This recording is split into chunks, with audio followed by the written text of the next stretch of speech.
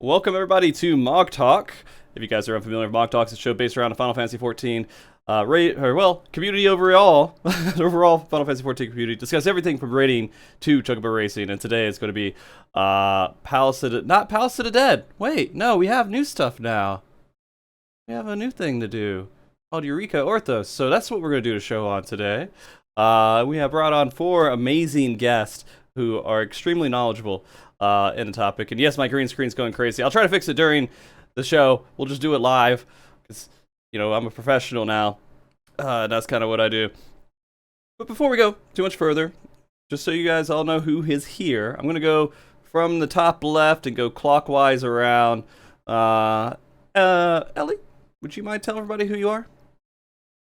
My name is Ellie Lemon, so just call me Ellie. I do deep dungeon solos. I've cleared Heaven on High solo on about 11 different jobs. I've cleared Palace of the Dead once, and I'm still working on Eureka Orthos at the moment. That's fair. Me too. Alright. Maygi, if you don't mind. Hi, I'm Maygi. I like making guides and stuff. I like dying in Deep Dungeon, and yeah. Okay. That's about it for me. That's wonderful. That's what we're all here to do. Angelus.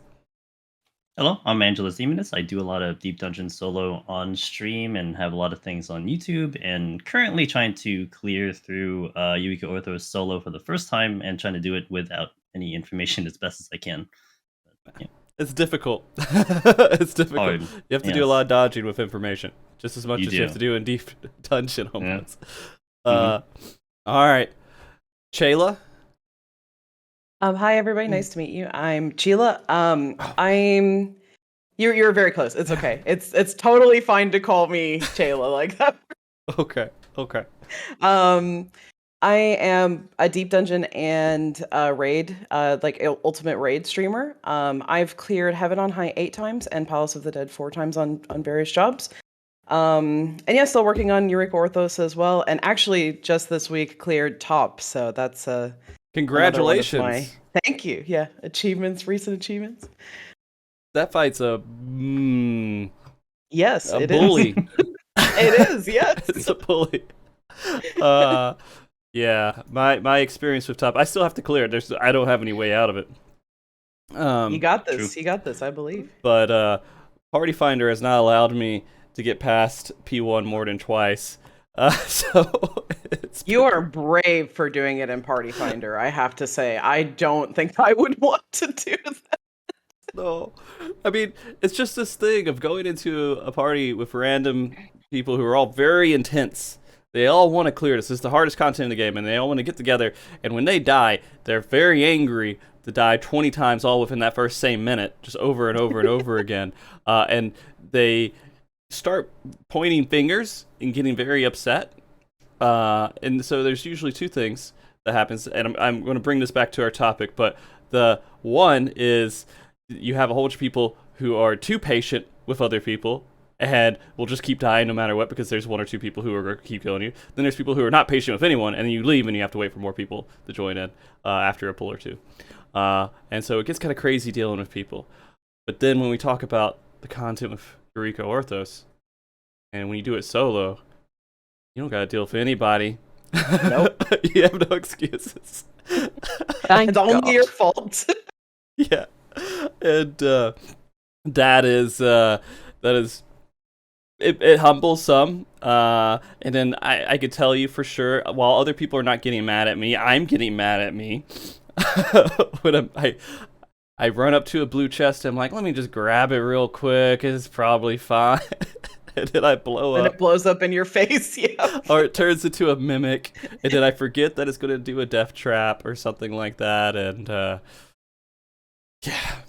But anyways, the fun of Eureka Orthos. I brought all of you on because you're all very passionate, apparently, of course, about Deep Dungeon, and I figured that it would be great to really just dive into the content just right after it came out. It's all fresh in our minds. We're still dealing with it. At least most of us are still dealing with it. I don't know if Meiji is like, oh, I'm done, I'm out. I assume not, but it's, You know, we're going through the pains of it, doing it with some. You know, let me just go ahead and kind of get a feel for where everybody is currently with it. I'll let everyone know. I personally have only done matched parties up to 30. Have cleared that multiple times in order to get, you know, the weapon leveled up a little bit, the armor leveled up, and then I stopped doing that and went solo only. And I have not done any other interactivity with this except for trying to solo with a dancer. So that is my experience all the way up to 50. Eli, where are you at currently? What's your experience with the new content? I've cleared in a group on maybe the second day. We went up and we stayed blind the whole way through, and it was a lot of fun. Okay. And solo, I've been up to 57 or 58. I had some disconnect issues trying to get build files, so I'm a little bit behind the curve, but Yeah. No, I gotcha. Chiela? That's perfect. Yeah, you're great. don't worry.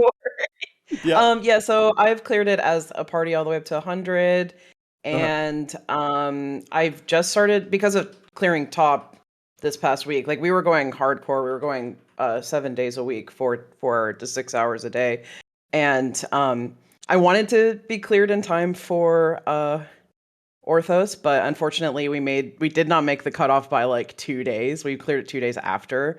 So I couldn't go hardcore like I wanted to originally, starting with Orthos.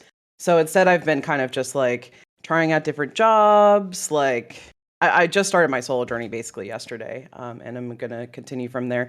I have a lot of opinions already though about how it's like pretty different from the other ones because it is quite different. There's a lot that has changed with this one. Okay. Angelus?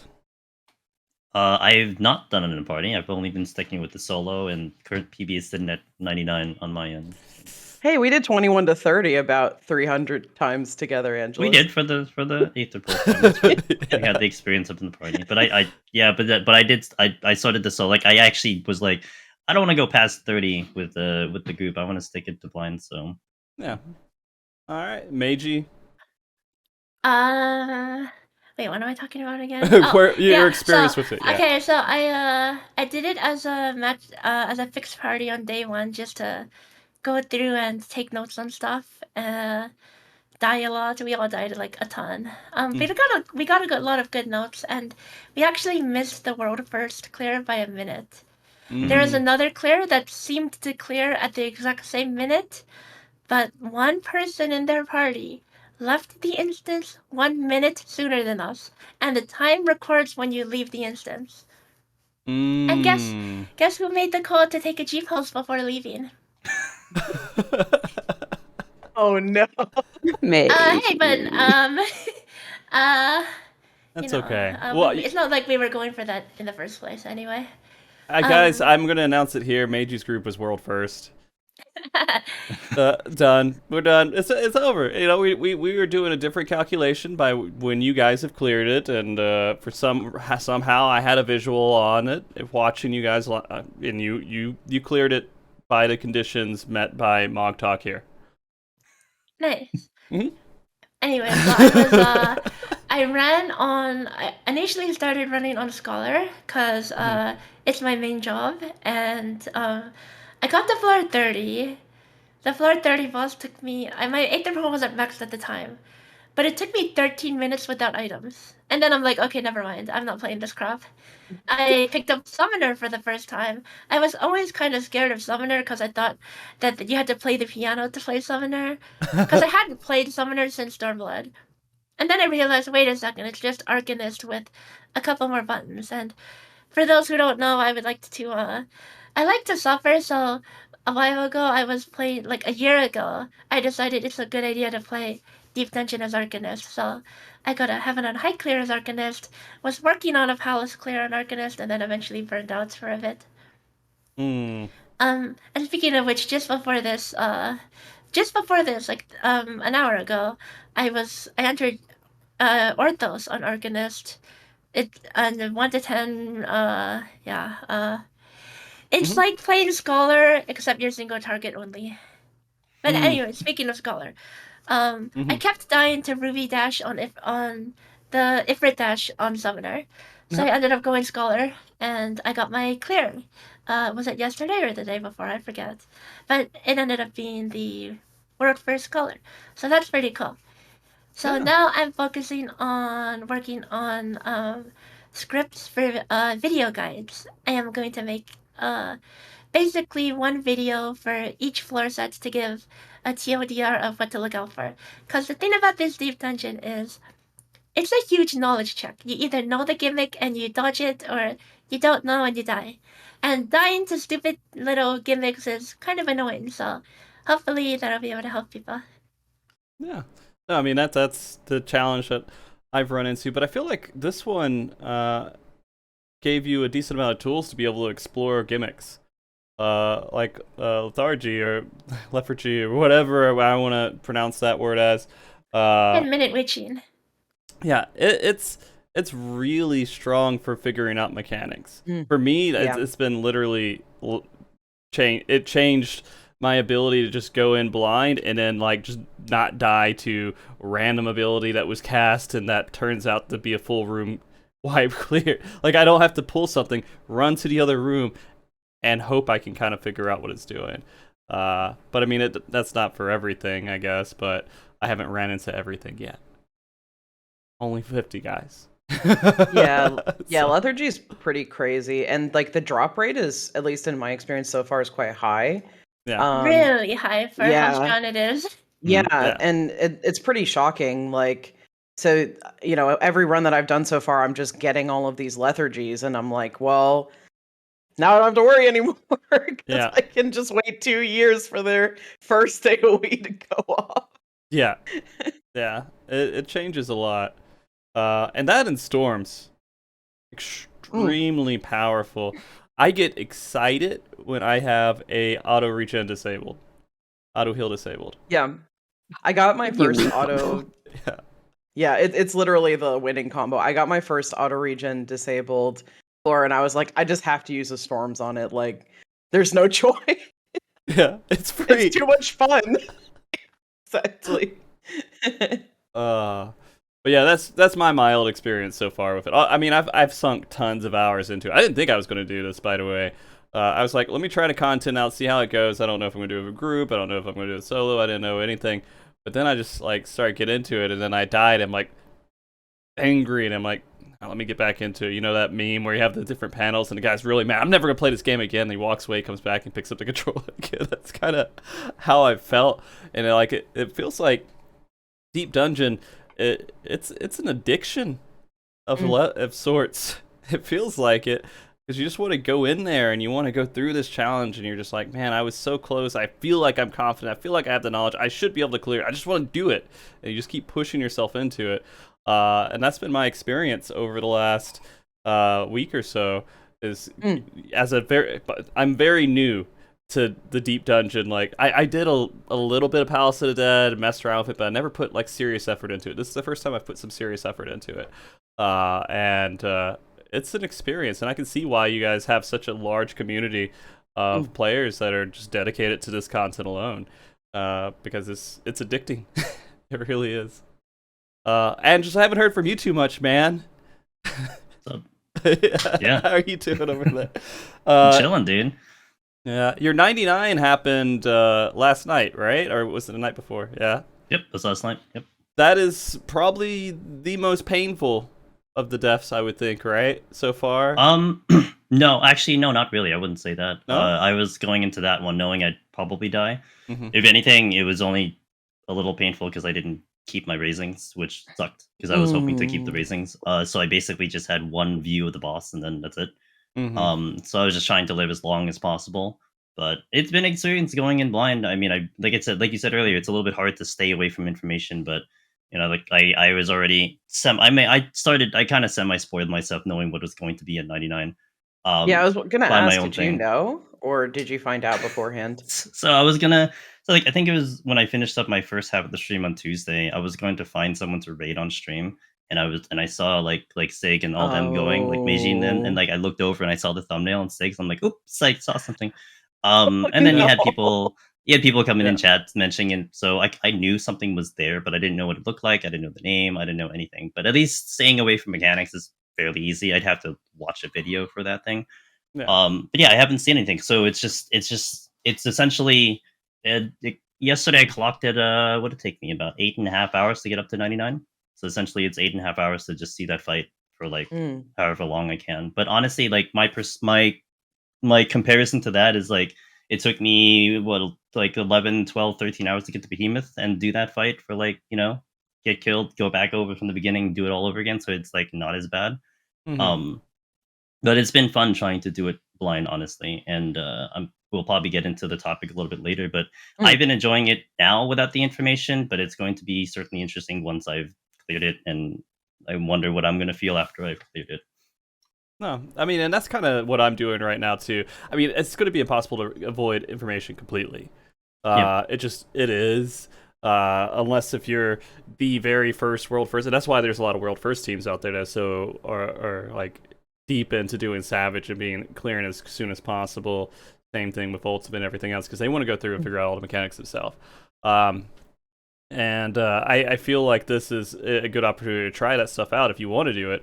Again, there's going to be information out there. You can't dodge everything. You're going to get a hint. Like I heard multiple times about like how Ultimate Raiders are going to be upset, or like how PTSD or whatever it may be for Ultimate Raiders. I'm like, well, what does that mean? And then I got into like one of the bosses, and I could see.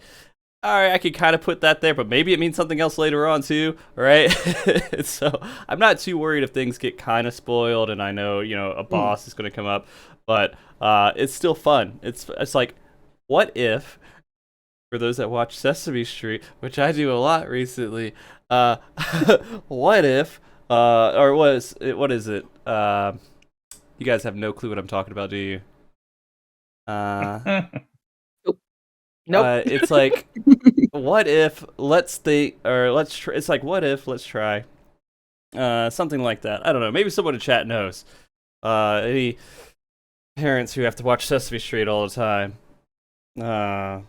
Let's think, what if, let's try. Something like that.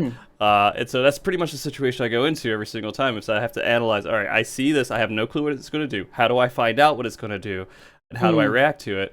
And then usually that goes pretty well. The problems for me so far is I don't have it trained in my motions, like my hand coordination with the keyboard and movement, like how I'm supposed to move through these rooms. And so every once in a while I dodge an AoE and I step off the wall and a trap hits me. Or I'm really poor, so I'm addicted to getting accursed hordes. Oh, And they get me. there's nothing wrong with getting the that's- accursed hordes. I Yeah, love that's an Chiela. special. We love Yella here. Yeah, we love the yellow, I love picking especially up now the with the new yellow. title. And also Yeah. not opening the bags because of inventory space problems. Oh yeah. Yeah, same. Extremely relatable. That's so relatable. I have like hundreds of accursed horde in my bags That from is. the other deep dungeons. I have turned in as many as I could early on to try to. I got a couple of minions to sell before the prices dropped. I tried to move. I tried to sell them as quick as I could. I didn't get as much as I wanted to out of it, but hopefully people get frustrated with it and they never do this content again. Then I can start reaping the rewards of getting the minions and everything later on. But yeah, no, this has been a fun experience, and so it gave me a new appreciation for the deep dungeon side of Final Fantasy XIV. And so I'm who knows, maybe I'll turn into a full-time deep dungeon streamer, guys. Let's go join the ranks. Yeah. Join the It's club. funny. It's funny that you mentioned about raiding. I was talking with some friends yesterday about this, but it really does feel like Eureka Orthos is like them taking all of these different raid ideas and putting it into a deep dungeon. Like, what if you made a deep dungeon for Ultimate Raiders? Because when you do Ultimate, like any mechanic that you get hit with, essentially you're gonna die, right? So it's kind of the same thing on all of the floors and the bosses as well. The bosses have a lot more mechanics than we've ever seen in any deep dungeon. And as an Ultimate Raider, I'm like, wow, they've like made this for raiders. And it's just really funny to see compared to the other two, which are just not as much like that. The other two, you're really like trying to keep yourself alive and manage your palmanders so that one, you don't die, and two, you can make it through the floor with enough time to finish the boss and beat the content. Mm-hmm. Yeah, it does feel like they are thinking about the rating community a good bit with this content. When you're, although I will say, doing that first level 10 boss over and over again, it gets kind of tiring and just like the same much two mechanics. health. I just like you're. Please nerf 1 to 10. My sanity. Mechanics are all well and good, right? And I think it's especially the early floors, I think their mechanics are a lot more engaging than previous early floors. But please, we don't need to see that Corrigan's rotation like 20 times, okay? Everything on like 1 to 20 especially, it's like the biggest punching bag ever, and it's like, okay, we get it. It doesn't need to be this long though. Yep. I will say it is kind of. I did have fun doing the level 20 boss. And the first 30 floors, you know, for most people, that's information is all like super obvious. I don't care if we go over things that are like too spoily. I would say the biggest thing I would want to avoid for this group is the level 100 and level 99 stuff, just for Angelus. But other than that, spoilers. Course, I'm not gonna be too worried about it. But yeah, that level 20 boss. I'm just on Dancer and I just hang on the wall, and all of my dances hit the boss, and I just kind of run around the wall the entire time, wherever I need to go, and it's fun. It is weird, and people were like, "Why are you doing it on Dancer?" I'm like, I gotta level it up. That's why I'm doing it. Honestly, Dancer's a great choice because I mean, Fizz ranged. I think like honestly, this is the other thing that's really different from like Heaven on High, for instance, is it feels to me like DPS is actually a stronger choice than a tank. I mean, tank is still great. Like you can do big pulls in rooms. You can move quickly that way if you find like a landmine and do a big landmine play. But I started my first group run as Dark Knight, and I was like, I'm gonna clear on Dark Knight because that's my main job. But I was just getting so bored that I ended up swapping to Reaper, which is like my second job, and I'm having so much more fun because the mobs don't hit you that hard. They kind of just like are damage sponges, so you want to be able to hit them hard yourself. Yeah, they could be a little. I don't kite the entire time I'm not playing Dancer anymore because it's 90, so I'm moving to Summoner now. But like they do feel a little painful without a steal on there every once in a while. But I feel like there's just always a solution. Like you could use the potions, you can go through the potions. Like you could counter it pretty well. You guys have a lot more experience with this stuff than I do. But I feel like I never felt it's like I was in a situation where like if I stop now, I'm dead. So far. So yeah. I feel like that's makes it to where melee might actually not be so bad. I think tank was the first. Was it warrior that was first? Warrior was the first clear, yeah. Yeah. And tanks, I think, had the best. By the way, everyone, context-wise, we're talking about this in the solo side of it at the moment. But yeah, the tanks, I guess, could they survive a lot of the stupid stuff that kills you? No. You still get one shot. Okay, all right. I mean, that's why like the advantage of tank goes down so much. They can survive some of the mechanics on the bosses, so for More progging easily, the yeah. bosses themselves, there would be definitely be a more valid choice because you'll get one shot by boss mechanics on melee, or pretty close to it, right? If you don't have a steal on, you'll probably get one shot by some of them. But a tank can sort of just like eat some of the things and keep going. And you could also take some of the things on like 1 to 30 a bit more, like from mobs.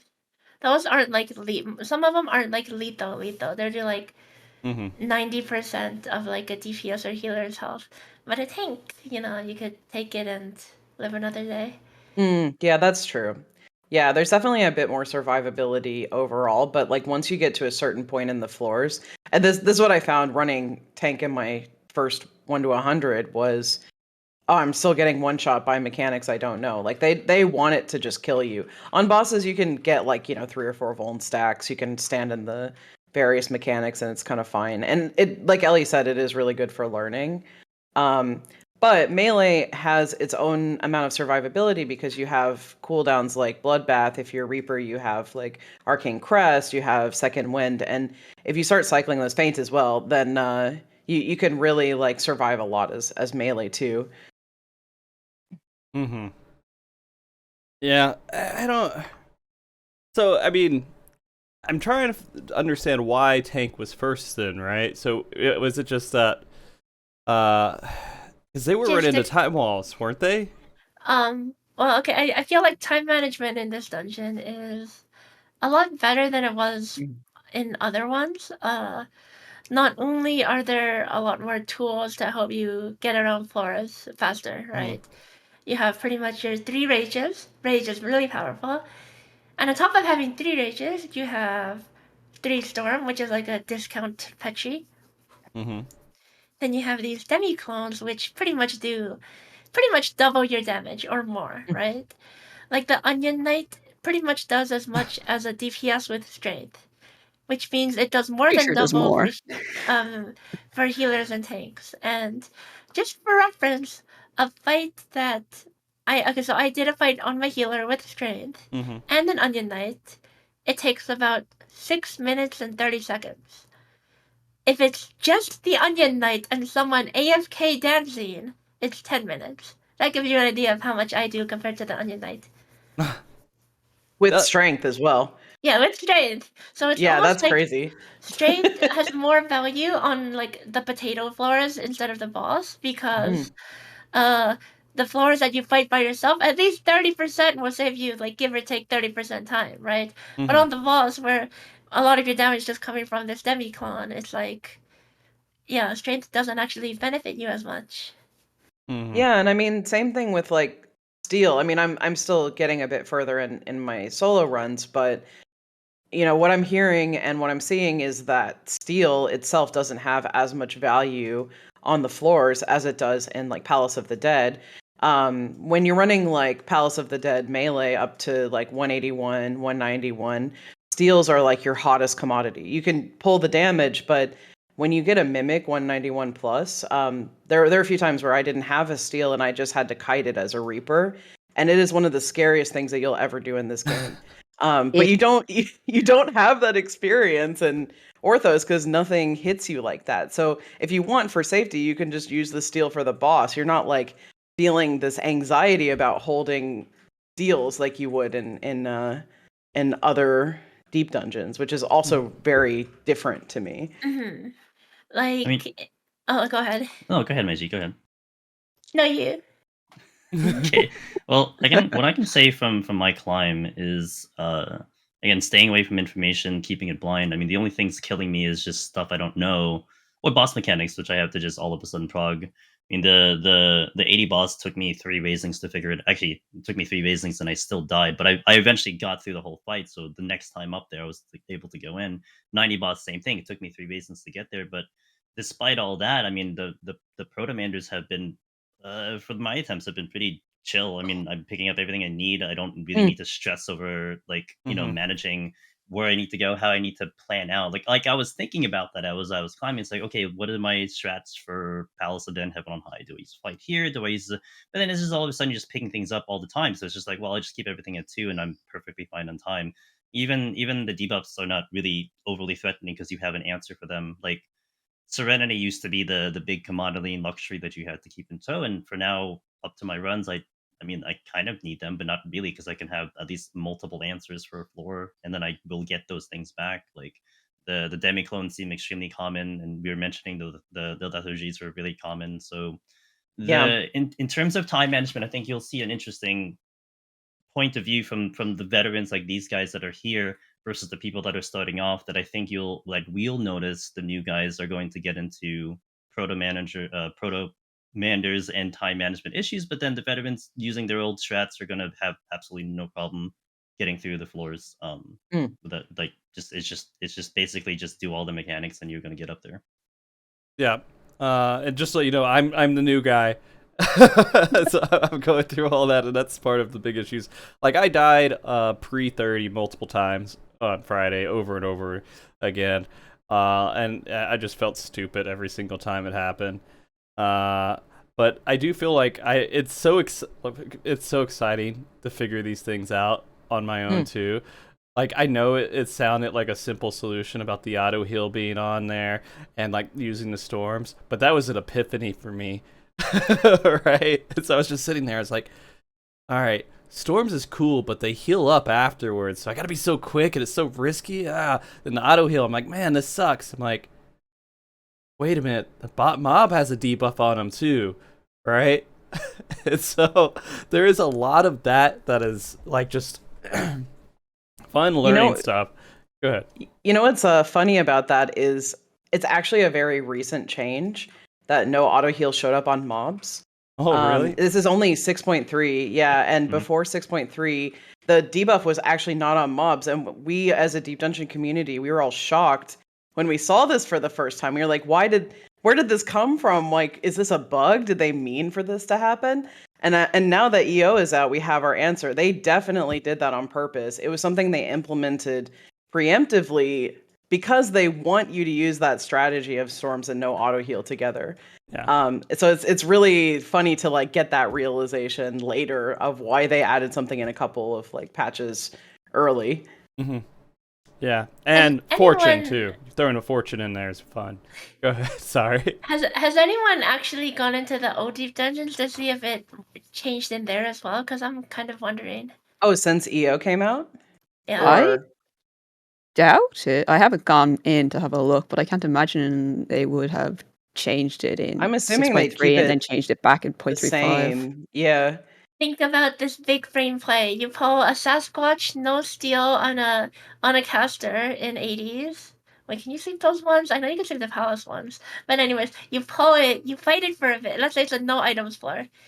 And no items, no auto here. Actually, you can't get no items and no auto here. Okay, I don't know. But theoretically. And then you pull it, you do some damage, then you put it to sleep, de-aggro it, then run back, but it doesn't heal back up. Then you pull it again. Imagine that. We were doing tech like that when 6.3 came out. Like I found a landmine on a floor with no auto heal, and if you hit the landmine next to a bunch of mobs, then they won't regen their health, and they also won't aggro you, because if they're below 80% health, the mobs will just not touch you at all.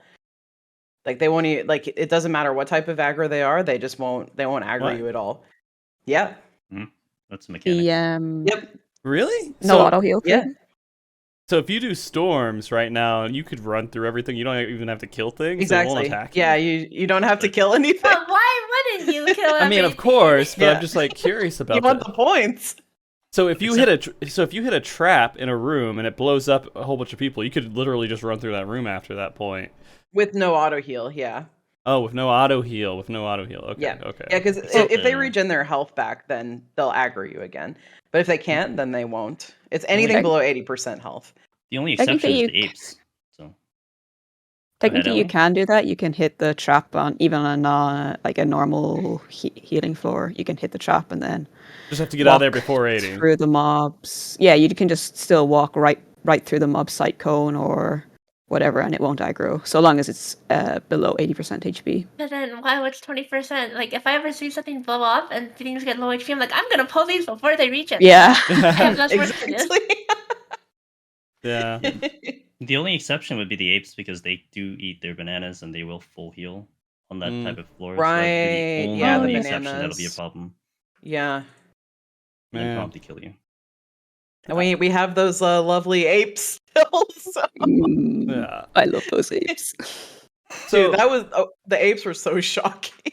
The first time experience that everyone had with those apes. Like, some groups got there before mine, and then they were just saying, oh, by the way, this ape, good luck. Yeah, I had the exact same experience. Yeah, I think people were losing. my group Oh, was go ahead, originally Ellie. just slightly ahead of Meiji and Co. So I had their stream up in the background while we were like 3 or 4 floors ahead. We came across the apes and it was just Oh no. And you know what's funny to me? They use like the small ape model, right? Like Yeah, the this baby ape ones. beats his chest. It's so strong it kills you in one hit. Yeah. And they have a big Sasquatch from Palace that they could have used, but they put the tiny little guy in there instead, and it looks kind of Yeah, funny. they used all the baby models for so many of these things, Yeah, and like then the they just one-shot you.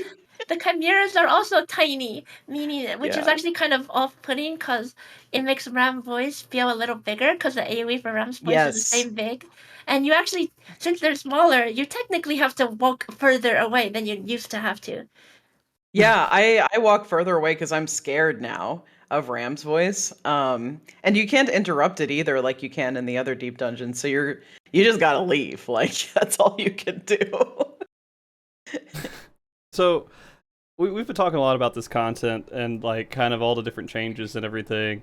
There's still tons to talk about it, but I want to take a moment to just say, all right, this is the first time you guys have had new Palace, or what I keep saying Palace, but Deep Dungeon content in like it's like every 2 expansions, right? It seems like Palace of the Dead. Did that come out in A Realm Reborn? When did that come out? No, Heaven's that was Word. Heavensward. Oh, so Yeah. that Yeah. did come out in Heavensward. So Heavensward, So- then Storm's Blood. Yeah, so those are back Yep. to back. And then they Okay. skipped Shadowbringers to give us Yeah. Ozja, and then they're working on Island Sanctuary, and I'm just like, okay, disappointed. Yeah, same. Yeah. So you think Baja is the reason that Deep Dungeon didn't happen, and It is the reason. They explicitly They're like, said Did that. they're they? like, we're gonna take a break Yeah. from Deep Dungeon. Here's Baldur's instead. okay. And like, you know what kind of bothered me? It's like I feel like they felt like Deep Dungeon was too niche, right? But it was about at the time of Shadowbringers that it actually started becoming a lot more popular. Yes, right? it blew up. Yeah. Yeah, It blew up people were super looking hard. for things to do in their downtime, and then Yeah. solo just all of a sudden became a thing. And then they realized, like in Endwalker, they're like, oh crap, the solo community is here, and they are angry, so they gave us this.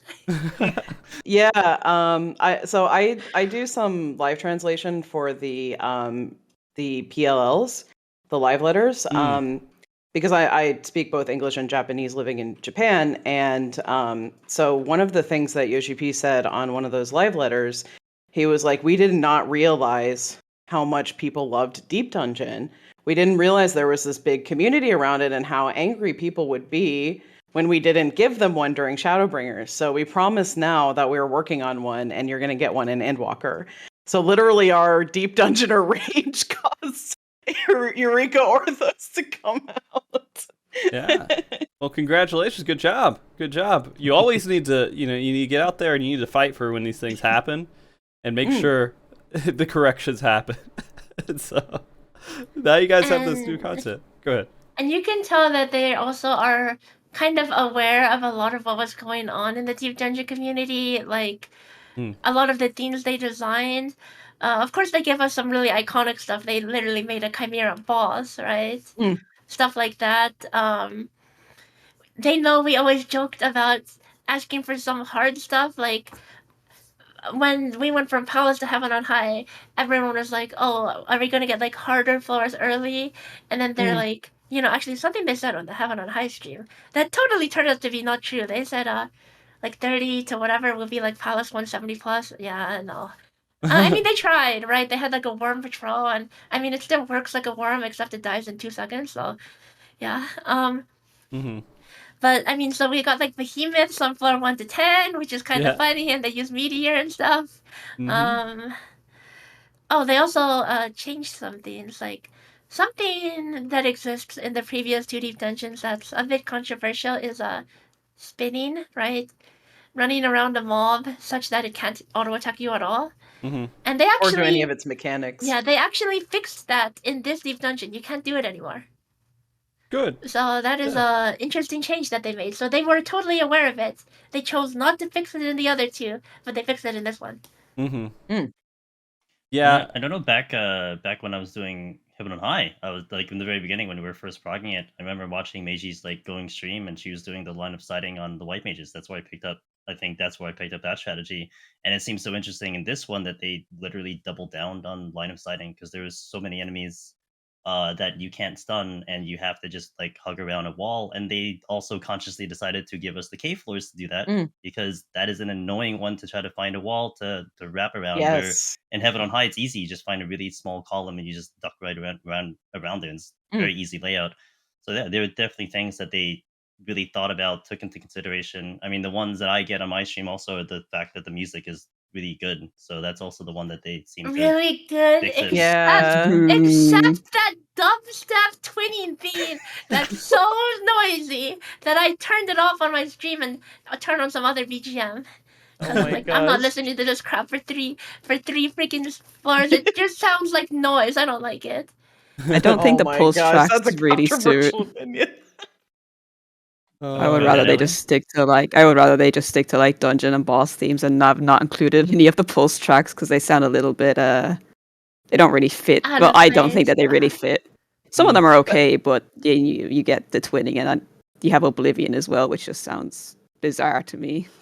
Yeah, It's just funny to me because like it makes me think of being on Angelus's stream. Like it's Yeah. almost like they watch Angelus's stream and then or like copying his playlist because there's so many songs that are on his playlist in the deep dungeon. Pulse was a surprise. I'm surprised they put Pulse in because that's not in anything in the game. Yeah. It is for orchestration rules, but they don't have that anywhere in the game for any content. Mm-hmm. That's pretty funny. I've used Pulse multiple times because it's just it's a loud track that you could play. So it's been a very good tool for creating events and everything else and having background music. So I'm very familiar with the Pulse music. It is interesting that they did that. Yeah, the first day someone came in, it's like, yeah, I heard this just really distorted version of Oblivion or something. And I'm like, Mm. sounds like they got some Pulse stuff in there. Yeah. Mhm. Yeah, it's pretty crazy. But yeah, no, I think what I was meaning is mostly that this is like, it's been a very long time, and I am sure you've all been aching for new content, and I do want to know if you are satisfied, just overall, just like happy with the content they gave you, or is it something like you feel a little let down or anything like that? I know there has been some comments out there about it not maybe being a little bit disappointed. I've heard some people not disappointed; they're happy with it, but they're two different perspectives completely. I think that's all those opinions. So I'd like to know what you guys think. Just rough opinions right now. I know, Angelus, you're holding back a little bit until you're completely I am. there. Yeah. Uh, Yeah. I mean, I don't really like to talk too much about something that I'm not there yet, right? Mm. Whether it's jobs or stuff like that. So since I haven't cleared, um, I'll certainly have I'm sure I'm going to have an opinion. I mean, what I can say is that the blind prog has been fun. I made the conscious decision to, I was trying to race and go for world first, but then that would have equaled me to like essentially look at all the videos if I could. You know, people are clearing, if the parties are clearing.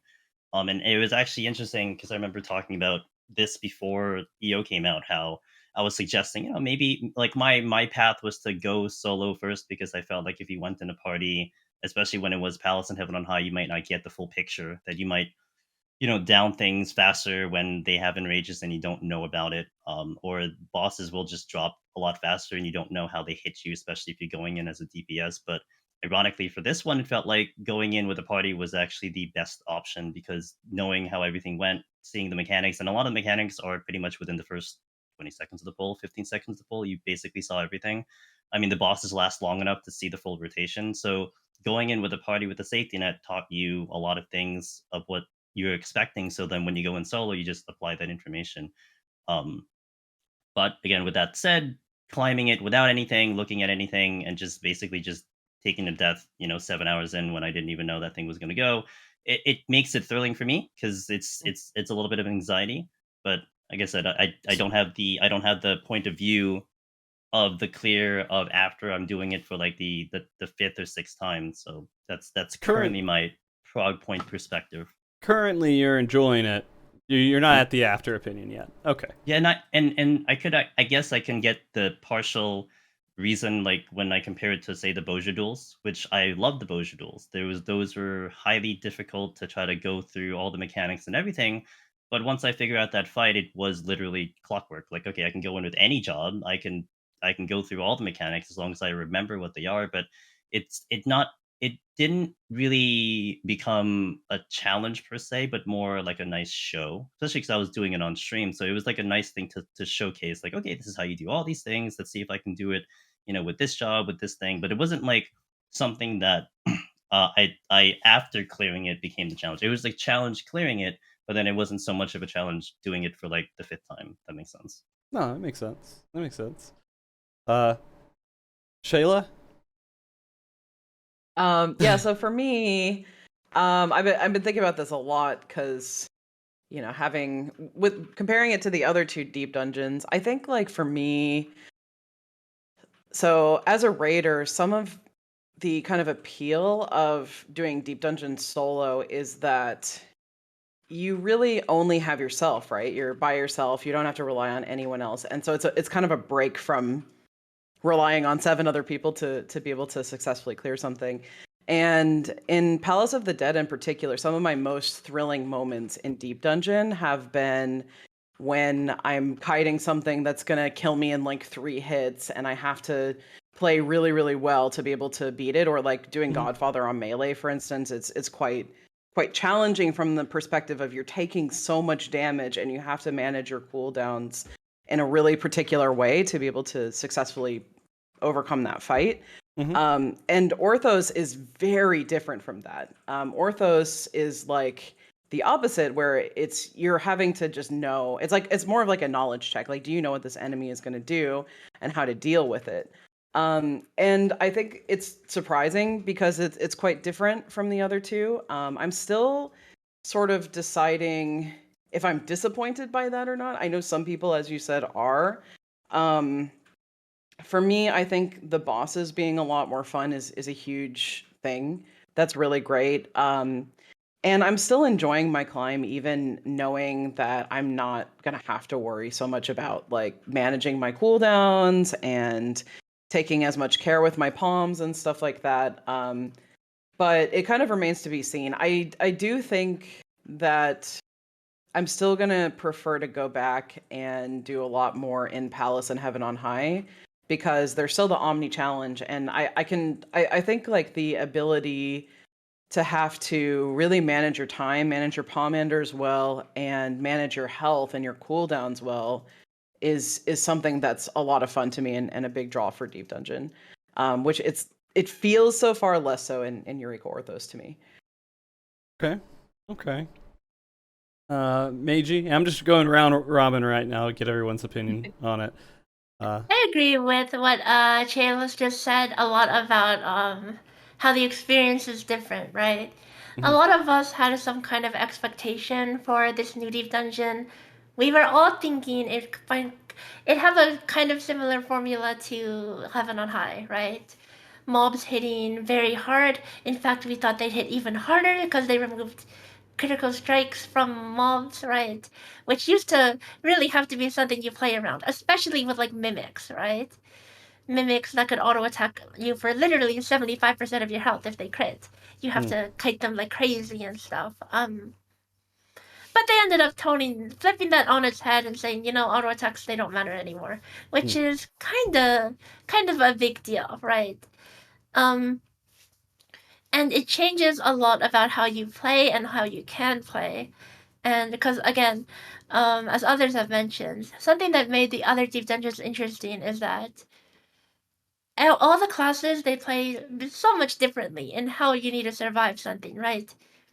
Even mobs with extremely basic kits, maybe all they do is auto you or double auto you or auto you and then make an AoE. Like, think of the elephants on floor 80 Heaven on High. All they do is smack you and shoot rocks. But if you ever just stand still and let them just smack you on a DPS, like without steel, you can't do that. You're gonna die pretty fast. They're gonna overwhelm your healing. And you have to play around it by having room to kite And because you need room to fight basically every single mob, because everything has basic attacks, right? Then you would need to plan around it. You say, okay, I need to have like this half a room to kite, and here comes a patrol. I have to figure out what I'm gonna do with that, right? Etc. Especially when said patrols are things that you really can't fight because of their damage output, like Shinseis or Iron Courses in Palace. And what that does in Orthos is, since all the auto attacks don't really matter and you could pretty much out heal it with a potion, even on DPS, you pretty much just go from point A to point B, pulling everything in your way. It doesn't matter. You don't need to think. Every mob has around the same damage output. There is no mob that is like, you have to have steel to pull this. You can pull whatever you want. And that takes a lot of the thinking out of Deep Dungeon. It's just like, I want to get here to there. It's not like, I need to sneak around this mob. But then that makes it awkward because now I only have this hallway to fight, because what if that mob turns around and then a patrol comes, right? You don't have to think about that anymore. And like, honestly, for me, I think one of the hardest parts of a Deep Dungeon is like, think of the early floors on Heaven on High on a DPS, right? You have to play hide and seek and peekaboo with these white mages. You need to dodge all the stones. If you get hit by, like, literally, okay, this is a mob that all it does is cast stone, pretty much, right? And this mob, that makes for the most interactive mechanic. You have to peekaboo with it, while also making sure that, like, there's no Gozu sneaking up behind you. And then, here comes a Gozu that you didn't know was there. What's the plan now? Where are you gonna run? And how are you gonna avoid the other mobs around, right? And I think, like, that's probably one of the hardest,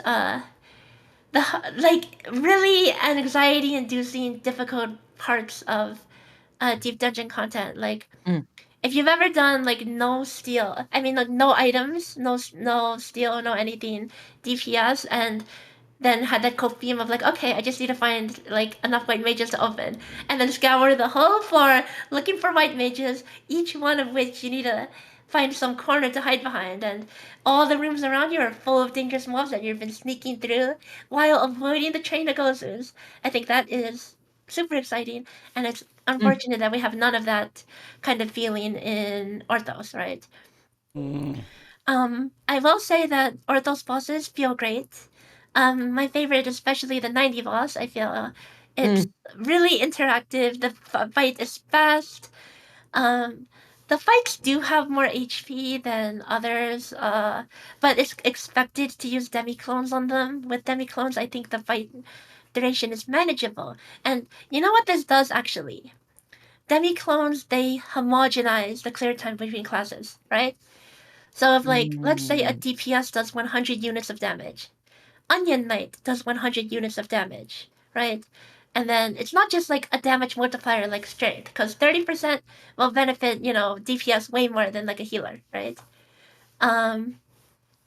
So an Onion Knight you have with DPS, so you have like 200 DPS in total. A healer would be 50, but you have 50 plus 100, so now you're 150, right? So it kind of closes the gap a bit, relatively speaking, right? So basically, all classes can have a kind of similar clear time. And also, because of all classes not having to worry about survivability, that part is also homogenized. So it's like, I feel like with Orthos, once you could clear on one job, you could pretty much clear on any job you want to. You just pull your way through. It doesn't change things that much what you run on. So I think that part of it is definitely a bit lackluster compared to the previous Deep Dungeons, where, like, fighting 190 boss on, like, a tank versus a DPS is just night and day.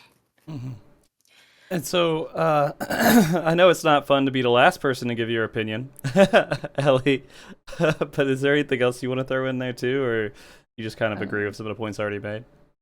My opinion very much mirrors what Chiela and Maygi have said, how I'm fairly disappointed with how the later floors in Eureka Orthos play out. I enjoy playing melee in Deep Dungeons the most, because what you have to do to survive, like kiting on melee and managing your steel and your serenity, throughout the different floors, your mob choices, using your cooldowns to fight one mob, then fighting an easier one without them, and like managing your resources in that way. It's completely absent from Eureka Orthos, and that's such a shame that we've waited 5 years for this content and it doesn't match up.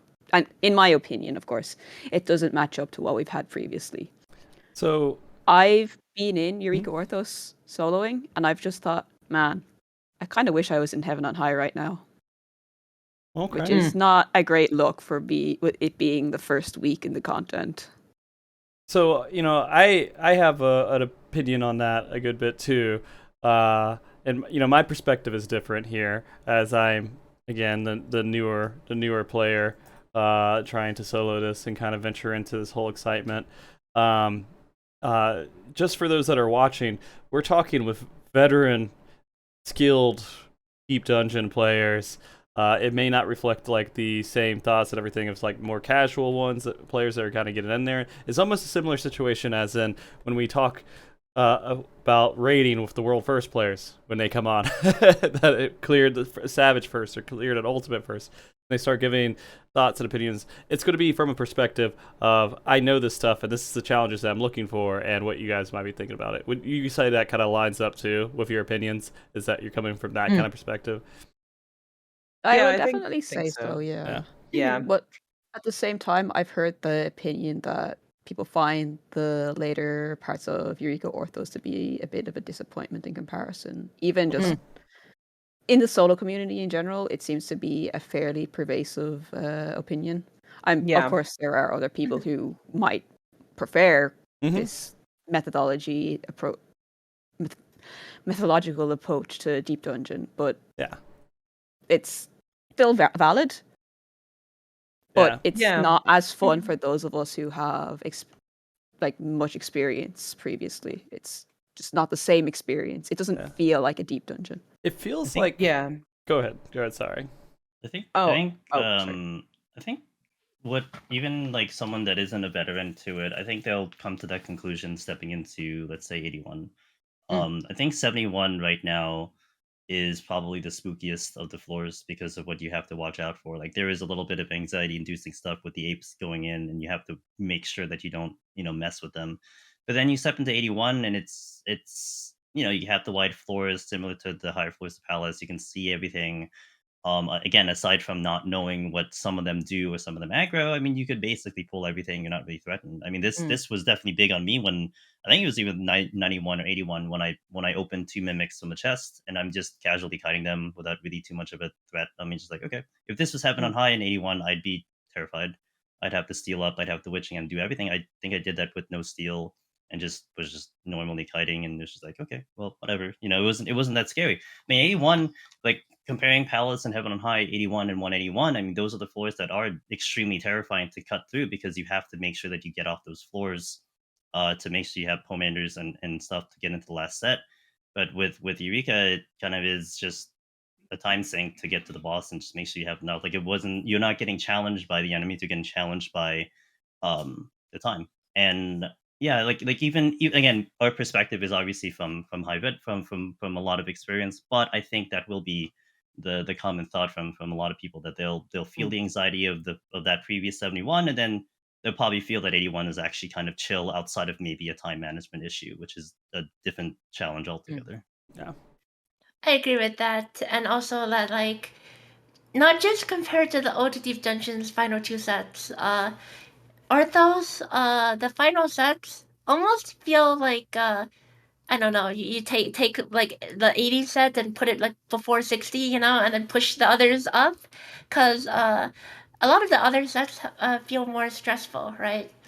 Like in previous sets you have like the sharks that you have to LOS, you have those Giga Chat guys that use the Quake, right? Basically stuff that you need a lot of room to hide with, right? And as Angelus mentioned earlier, they did play a lot around with like LOSing stuff, right? There's a lot of these things that you have to LOS or you die, and that's kind of scary because sometimes it's like you might not have the best place to find an LOS, especially because it's the cave layout, right? Mm. So I felt like that was like pretty tricky at some point. And then you enter floor 80, and then it's like, okay, well now LOS doesn't exist anymore, right? You can see everything, and everything just has an AoE that you dodge, and that's it, right? Mm-hmm. Like it almost feels like the earlier mobs have more like complexity than the later ones. Some of my friends Mm. like to comment that it felt like they ran out of time or something on some of the later stuff. And then another comment is like in terms of basic attack damage, it's kind of funny that stuff on the 60 set, some of it autos for more than the stuff on 80s and 90s. So it's like the damage actually goes down. Like I remember on 60 set when I got there for the first time, I'm like, whoa, these are hitting me for 11k. It's kind of relevant damage, right? I wonder if it's gonna go up. No, it actually doesn't. That's as high as it gets, and it's weird that it doesn't go up, right?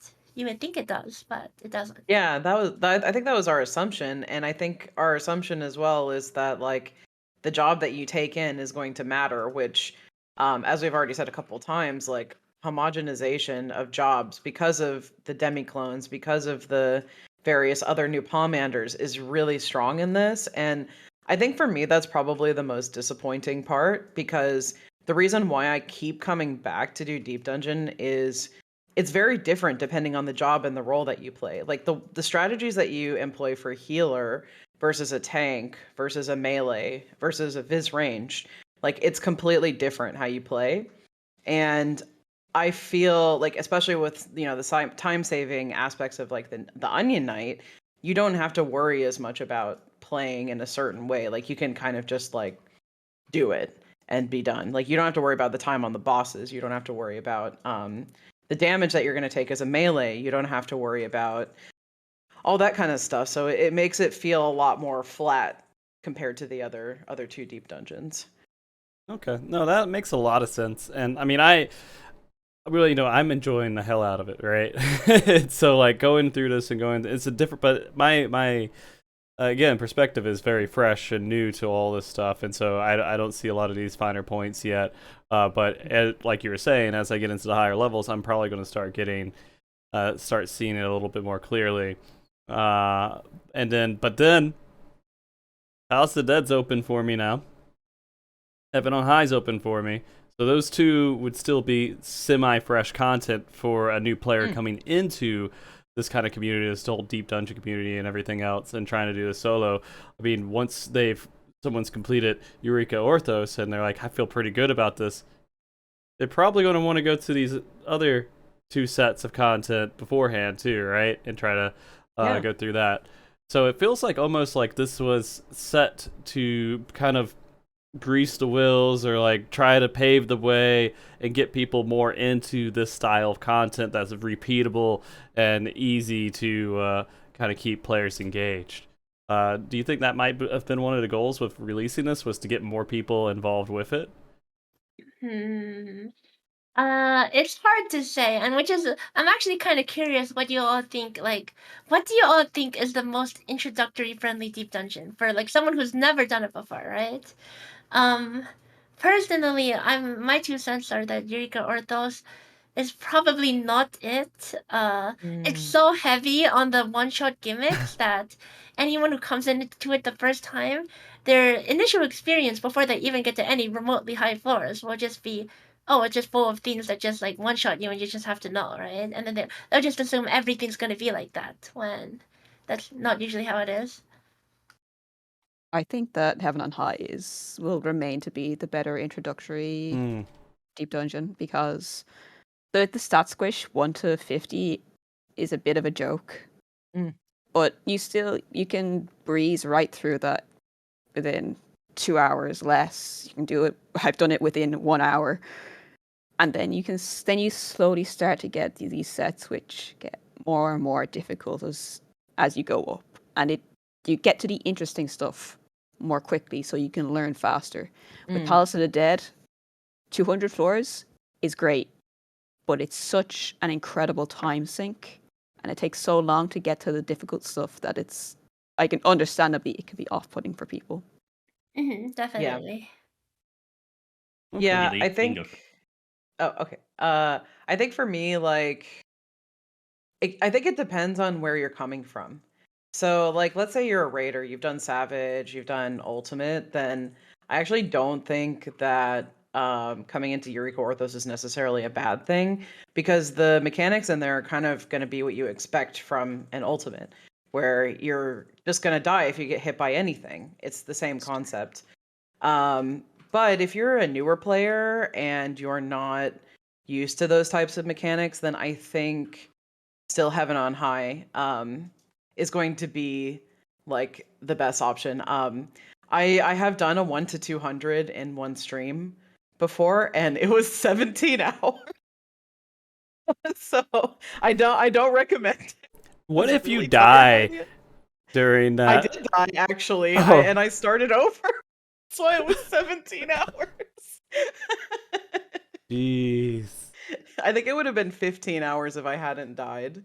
But yeah, it was pretty intense. So, I mean, obviously, like Palace 151 plus is like some of the best content that this game has to offer, in my opinion. That's including like ultimates, but you have to get there. You have to spend so many hours just to get there, and it's a big time commitment, especially solo, because anything can kill you, and then you have to go back to floor 1. So I think, as Ellie said, Heaven on High, with 1 to 50 being as easy as it is now in Endwalker, it's just going to be like the better introduction for people who are newer to the game. Mm. Can I ask a really stupid question that like I thought of a couple of times? You brought up about going back to level 1, but you can still go back to that. Can you go back to that file afterwards and start back from that beginning floor without the achievements? Or like, so start back at 20, if you die on between 21 and 30, go back to 21 and go through those floors again, just you wouldn't earn the achievements, right? No? Nope. I feel like for some Cannot reason, I do felt that. like I saw that as an option. Maybe I was just, never mind. Because I thought there was like a checkpoint without achievements, you could keep going or something like that. But There is a checkpoint. If you start at 21 and start at that higher checkpoint, you'll get a notice in the scorecard that says this file cannot get this achievement. So you could keep going, but you just won't get the achievement. So if you start at basically, like 51 Palace or 21 Eureka. If you wanted to learn and go through all that stuff, you could have a file just dedicated to learning those floors. But you can't go back in if you die. Because once Yeah, you get a start KO, from you 51 again. you can't go up to those higher floors. Yeah. Okay. The only floors that you could go in after wiping are the first 30 in Okay. Heaven on High Yeah. and Eureka Orthos. That makes But- sense. And up 1 to 100 in Palace of the Dead. But if you have any wipes past that, you will be unable to continue the file. Okay. Mhm. It's kind of annoying to have to go in there and clear the file out too every single time. Oh, yeah. Makes you feel sad. when there's an X Yeah. next to it. So to kind of go back to the point you're asking us earlier, Frosty. Yeah. Did they make Eureka Orthos to be kind of like a thing to, I guess, introduce people? I don't know. I don't know if that was their intention, but to me, it seems like that. I mean, Chiela was mentioning it too, how it seems like a lot of the mechanics in Eureka Orthos are relatable to a lot of the fights that you have now. So maybe it is like a way to enter into this content to get used to that. Like, okay, you've already done probably X amount of Savages, X amount of Ultimates, and you're just dealing with these mechanics that are fairly similar to it, and you just, it's just, don't get hit, dodge the mechanic with something like that. And I think there's going to be a lot of different perspectives from this, and I'm really going to be curious over the period of time to see what people will think, and if we get to talk to new players, how they engage with it over time. Because first, like, I think, like, I would agree originally Heaven on High was a nice entry point into Deep Dungeon to kind of ease you in, at least prior to Eureka Orthos coming out, to ease you into the other Deep Dungeons. But I feel like because Palace and Heaven on High are now even more so much different than Deep Dungeon we have right now, I think Eureka Orthos, a little bit different opinion than what Ellie and Maygi said. I think Eureka Orthos would be a good entry point, because one thing I see from a lot of various streamers, content creators, and also a lot of people is that more than likely they're going to enter the content and look up something of information. They're going to look up probably Maygi's Guide. I've already seen a whole bunch of people right now like reading up Maygi's Guide, reading it word for word. And with that information, it's really big in Eureka Orthos. If you know what's going to happen in front of you, you can probably deal with it. Where in Palace and Heaven on High, you can watch as many VODs, you can read as many guides. It's you still have to apply it, and sometimes you still have to run it back so many more times. And I feel like it might depend on what the person decides to do to enter the content. I mean, if you're doing it blind, like myself, like you, Frosty, it might be tough because there's just so much to figure out. You got to figure out what these proto manders are. You got to figure out how to dodge these mechanics. If you already know all the mechanics, even the bosses, if you just were just like reading through a raid planner for the boss, I mean, maybe it doesn't become as much of a challenge. You just have to hit all the buttons and do all the motions. You can't do that in the previous 2 deep dungeons. Like I can tell you, oh yeah, Godfather does a tank buster here and there on a DPS, do the lust here and there. But I mean, executing that 14 hours into the run, that's tough. I mean, no matter how many times we can tell you, it's going to be tough, and you have to run it back and have all that time just to get back up there. So I think it may vary to the gamer of how they approach the content, whether it is going to be Heaven on High to be the entry point, or whether it is Eureka Orthos to be entry point, how much information they want to have beforehand, and definitely see over time, but it might be very interesting. Yeah, I mean the mental of something like Palace, like especially Behemoth. So for those that don't know, with Behemoth in the last 15% of that fight, once you get it below 15%, it starts just spamming Ecliptic Meteor, and it becomes a DPS race. Like, can you kill it before it kills you? Because it takes off 80% of your health every single time. It's like a minute of time in this 15-hour run where you have to execute a rotation perfectly. And depending on the job, like some jobs have it easier, Melee have it a bit easier on Behemoth. But other jobs like Bard, for instance, have a really hard push, we call it, that you have to do because there's a very specific rotation that has to get played out from 20% to 0 for you to be able to clear this fight. And it all comes down to a minute of time in this 15-hour run. And there's nothing like that in Eureka Orthos or Heaven on High even. The mental of spending all these hours in this run to then have it come down to like a minute of your time.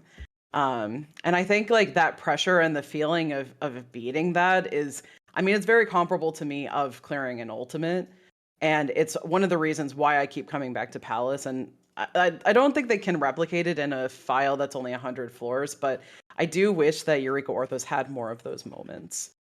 Right. And you know what to me was one of the coolest parts about Behemoth? It's way back in the day. It's like we thought that only healers and red mage could do it. Right, we thought it was impossible on anything else, but then slowly and slowly, more and more jobs started to figure it out, right? And The then strategies. right, and then it was crazy to see the evolution and just how much better people could get. And then, like, I remember, like, even talking to Alithia, who is one of the top runners for Deep Dungeon, and she's always doing up to some crazy things, and we've just, like, looked at it and agreed, oh, it's impossible on Black Mage, it's impossible on Bard, on Dancer. And then, eventually, it gets figured out. People figure out a way to do it, and it's crazy, right? In fact, all jobs can do it. It turned out, and I don't know if that was intentional design, but I feel like it's kind of cool that it turned out to be balanced in such a way that it's really tight, but like with perfect rotation. And for those who don't know, what the first Bard clear on on Behemoth used to be, you would have to put your dots on the boss as you edge it to like 15%, which is the push threshold, right? You want to open just like just like how you open a raid with like a hard cast skill, right? You open up the push by transforming into resolution and dropping that AoE because it does damage. Then you go into your rotation and then drop all your burst and then go back into resolution to drop more of those AoEs because they do more damage than your dinky little heavy shot, right? And it's crazy how people figured out stuff like that to make those pushes. And that discovery was like what was the most exciting part about Deep Dungeon to me. Completely agree. Yeah.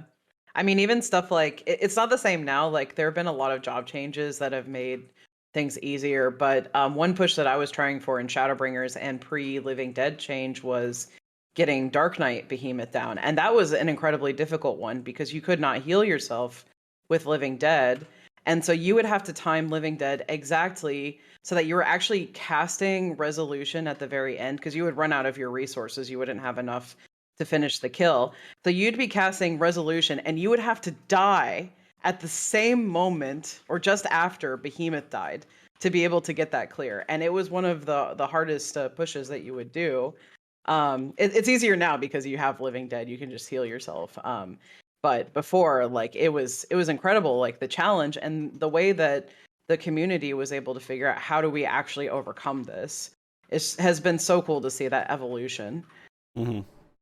But that those all happen, I would say, as an unintentional design, right?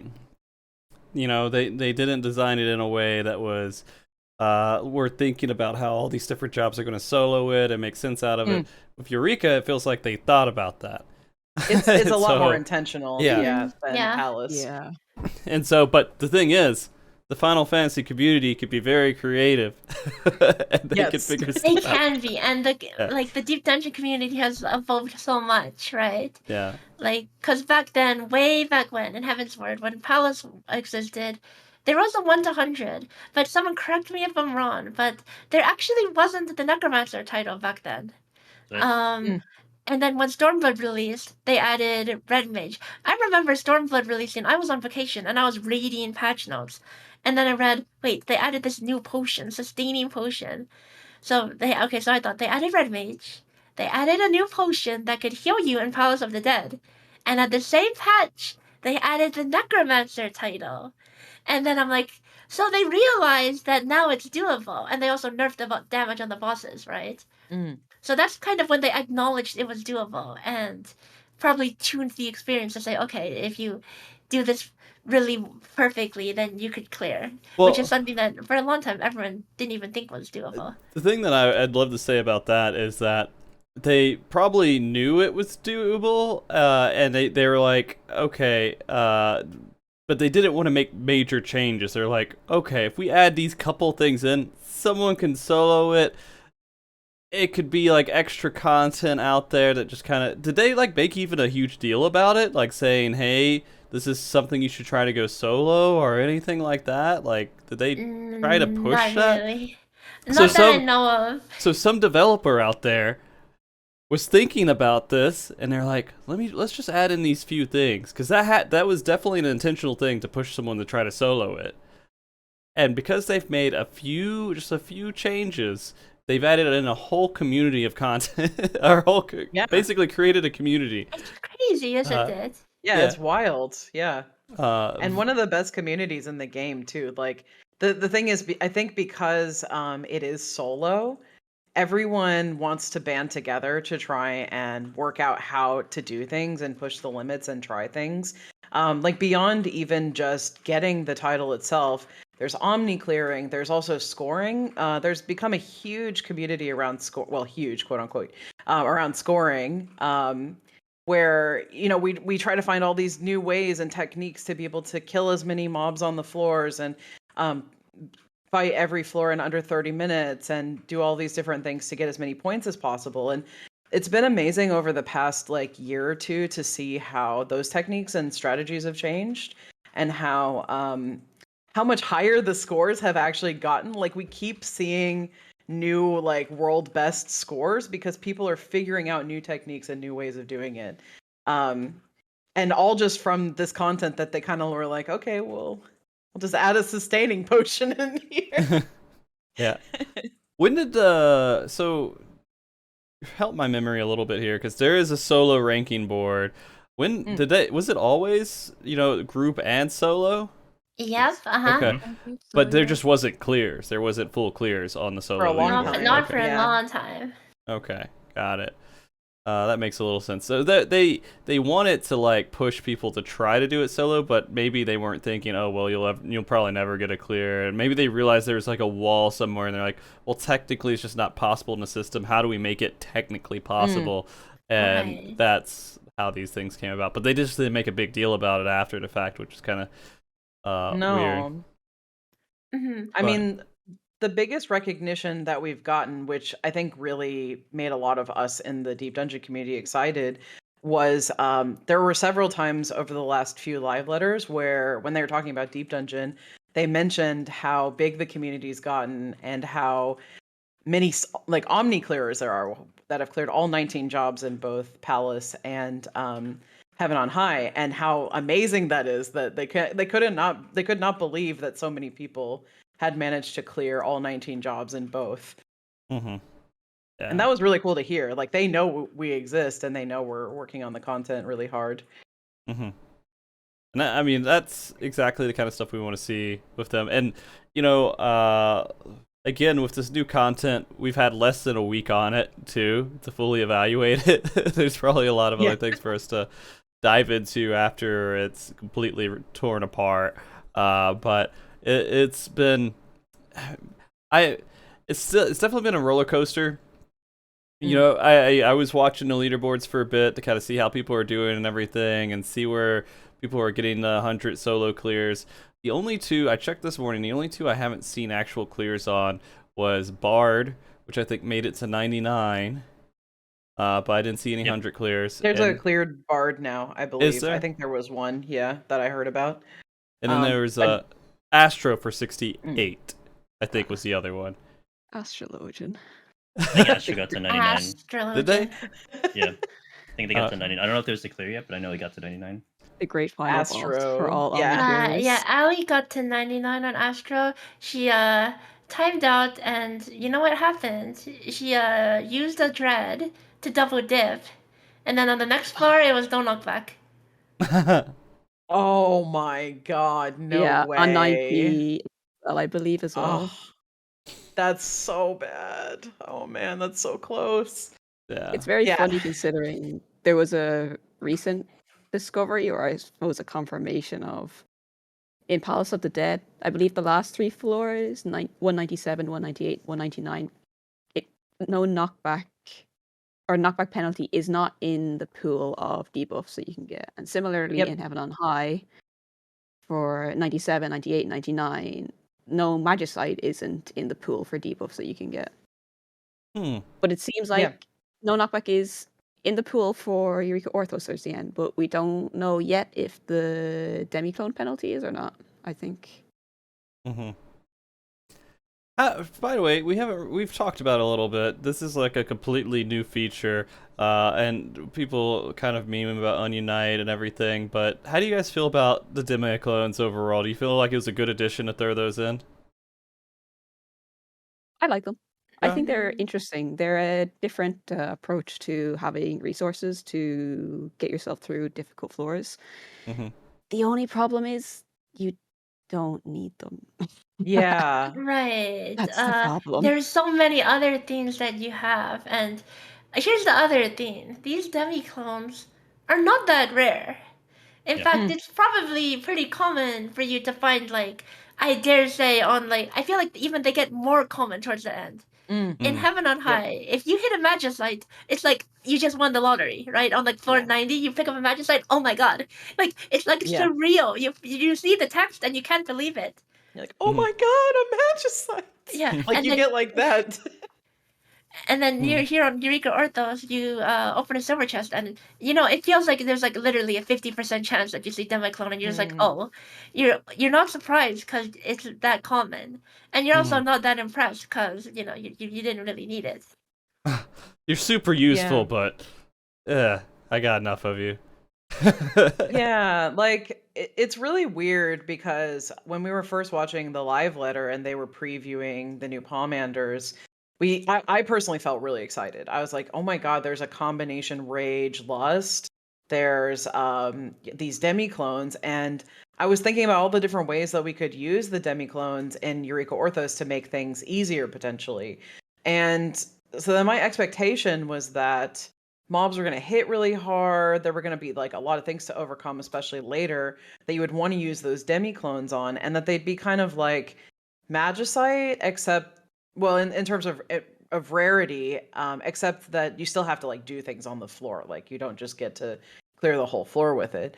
And I think because of the fact that damage is so low on you and you don't have to worry about it very much, it really lowers the value of the demi-clones. If you had to do more on the floors to get through them, then they'd be a lot higher value. Got it. You know what kind of caught me off guard with the demi-clones? In their description for them, they're like, oh, there are 3 different kinds, and you need to figure out which situation you need to use which one. But here's the thing. Healer. Okay, there's a healer. There's a white mage. It heals you with cure, it has stone skin, and then it does like potato damage. I mean, it does like 75% of healer damage. And then it's like, but why do you need the heals when nothing does damage, right? Like, I would understand, like, that would be great in, like, Heaven on High, right? Imagine that. So good in Heaven on High. Yeah. But then here it's, like, useless. And then, like, I remember when my party picked up the Onion Knights for the first time, we're like, oh, this is the tank. But we're like, is it going to be an NPC that's attackable? It's like, is it going to be, like, back in the old Summoner Day tanking with Titan, right? Is it going to be like that? No, it's not a tank. It's just a DPS. Yep. And then it's like, okay, so you have Dolga, you have Onion Knight. They both just do damage, right? So they're kind of just, the value is just for the damage. You kind of don't care too much about whatever else they do. I guess Dolga Petrify can be cool sometimes, but half the time it'll also mess you up because for some reason there are some mobs that if you interrupt them out of a skill with stun or petrify, for example, the toads, right? They suck you in and then they try to jump, right? If you interrupt that jump, which is like a 1-second cast, by the way, then after they get unstunned, they're gonna try to jump again, which might throw you off because you expect to like, oh, you get sucked in, then you just walk out easy. But if you stun them and then they do that quick 1-second jump again, you know, that might just catch you off guard. And it's like, so it's almost like the petrify, the random CC could kind of throw you in for a loop. That's true, yeah. You know, one mild gripe to all of this, and I'm sure it's all lore appropriate and everything, but the one that does DPS is green, right? The one that heals is red. Yeah. That irritates me. I definitely so had some much. complaints about that on the first I day. didn't even think about that, but No, me neither. I literally didn't think about that. It bothers me so much. I just don't like it. And Onion Knight, you know, it's his orange thing, whatever, it's okay. But He's an onion. I messed it up multiple times. Like, you know, Go that ahead. actually might be what happened to me. I was doing a run and I was 20 to 30. I was on the boss and I was going for sub 30 and I'm like, okay, I need to click my Dolga here so I have enough damage. And then I just clicked on Une by instinct. Maybe I just saw the color and thought, okay, this is my damage. And then I actually had to dread the boss too to make sure I actually did enough damage because I used the wrong one. You can't even say, I take that back, I want to use this one too. No, once it's out, it's out. You can't do anything about it. nah. Be nice if there was a way to dismiss them. Yeah. I will say lore-wise, people who are like really into lore, I heard that there's a lot of really good information that you get from the NPC after clearing the floors too, which we don't have to dive into too much because again, some may be trying to avoid some of that, but at the same time, it is great that they found a new avenue to push some of this lore out to the community, because it wasn't completely expected, I guess. But yeah, I feel like I don't know, Deep Dungeon, I just wasn't expecting such a huge lore dump. I don't know why. Right. I mean, I can see why they usually don't, right? Because something that Square Enix never wants to do is gate lore behind hard content, right? The amount of people or like casual players who care about the lore that would get upset, right, if the lore was gated behind, right? So like that's why we have normal raids. You get all the raid lore. You don't get some bonus lore for doing Savage, right? So it's surprising that there even is some lore behind the end of Deep Dungeon, which is considered like kind of a hard content. There's stuff you can draw from Savage and Ultimates, I think, but you can just watch it too. It doesn't matter. I mean, the amount of people that got like really mad though over DSR because of the fact that it's like this alternate timeline for what if Horshaphant lived, right? Like there were so many people that I saw like on Twitter and stuff like that that were like, why is this ultimate? All these ultimate raiders don't care about lore. They just want to do the but it's not true. Like I am a huge story fan. I Yeah. love ultimate raids and I love the story. Like it's Yeah, not I'm one in or the the same boat. other. Yeah, like but there were a lot of people that were like, they just cutscene skip and they don't care about this. Why do they get to do it and I don't? It's like Some it's of literally an alternate timeline.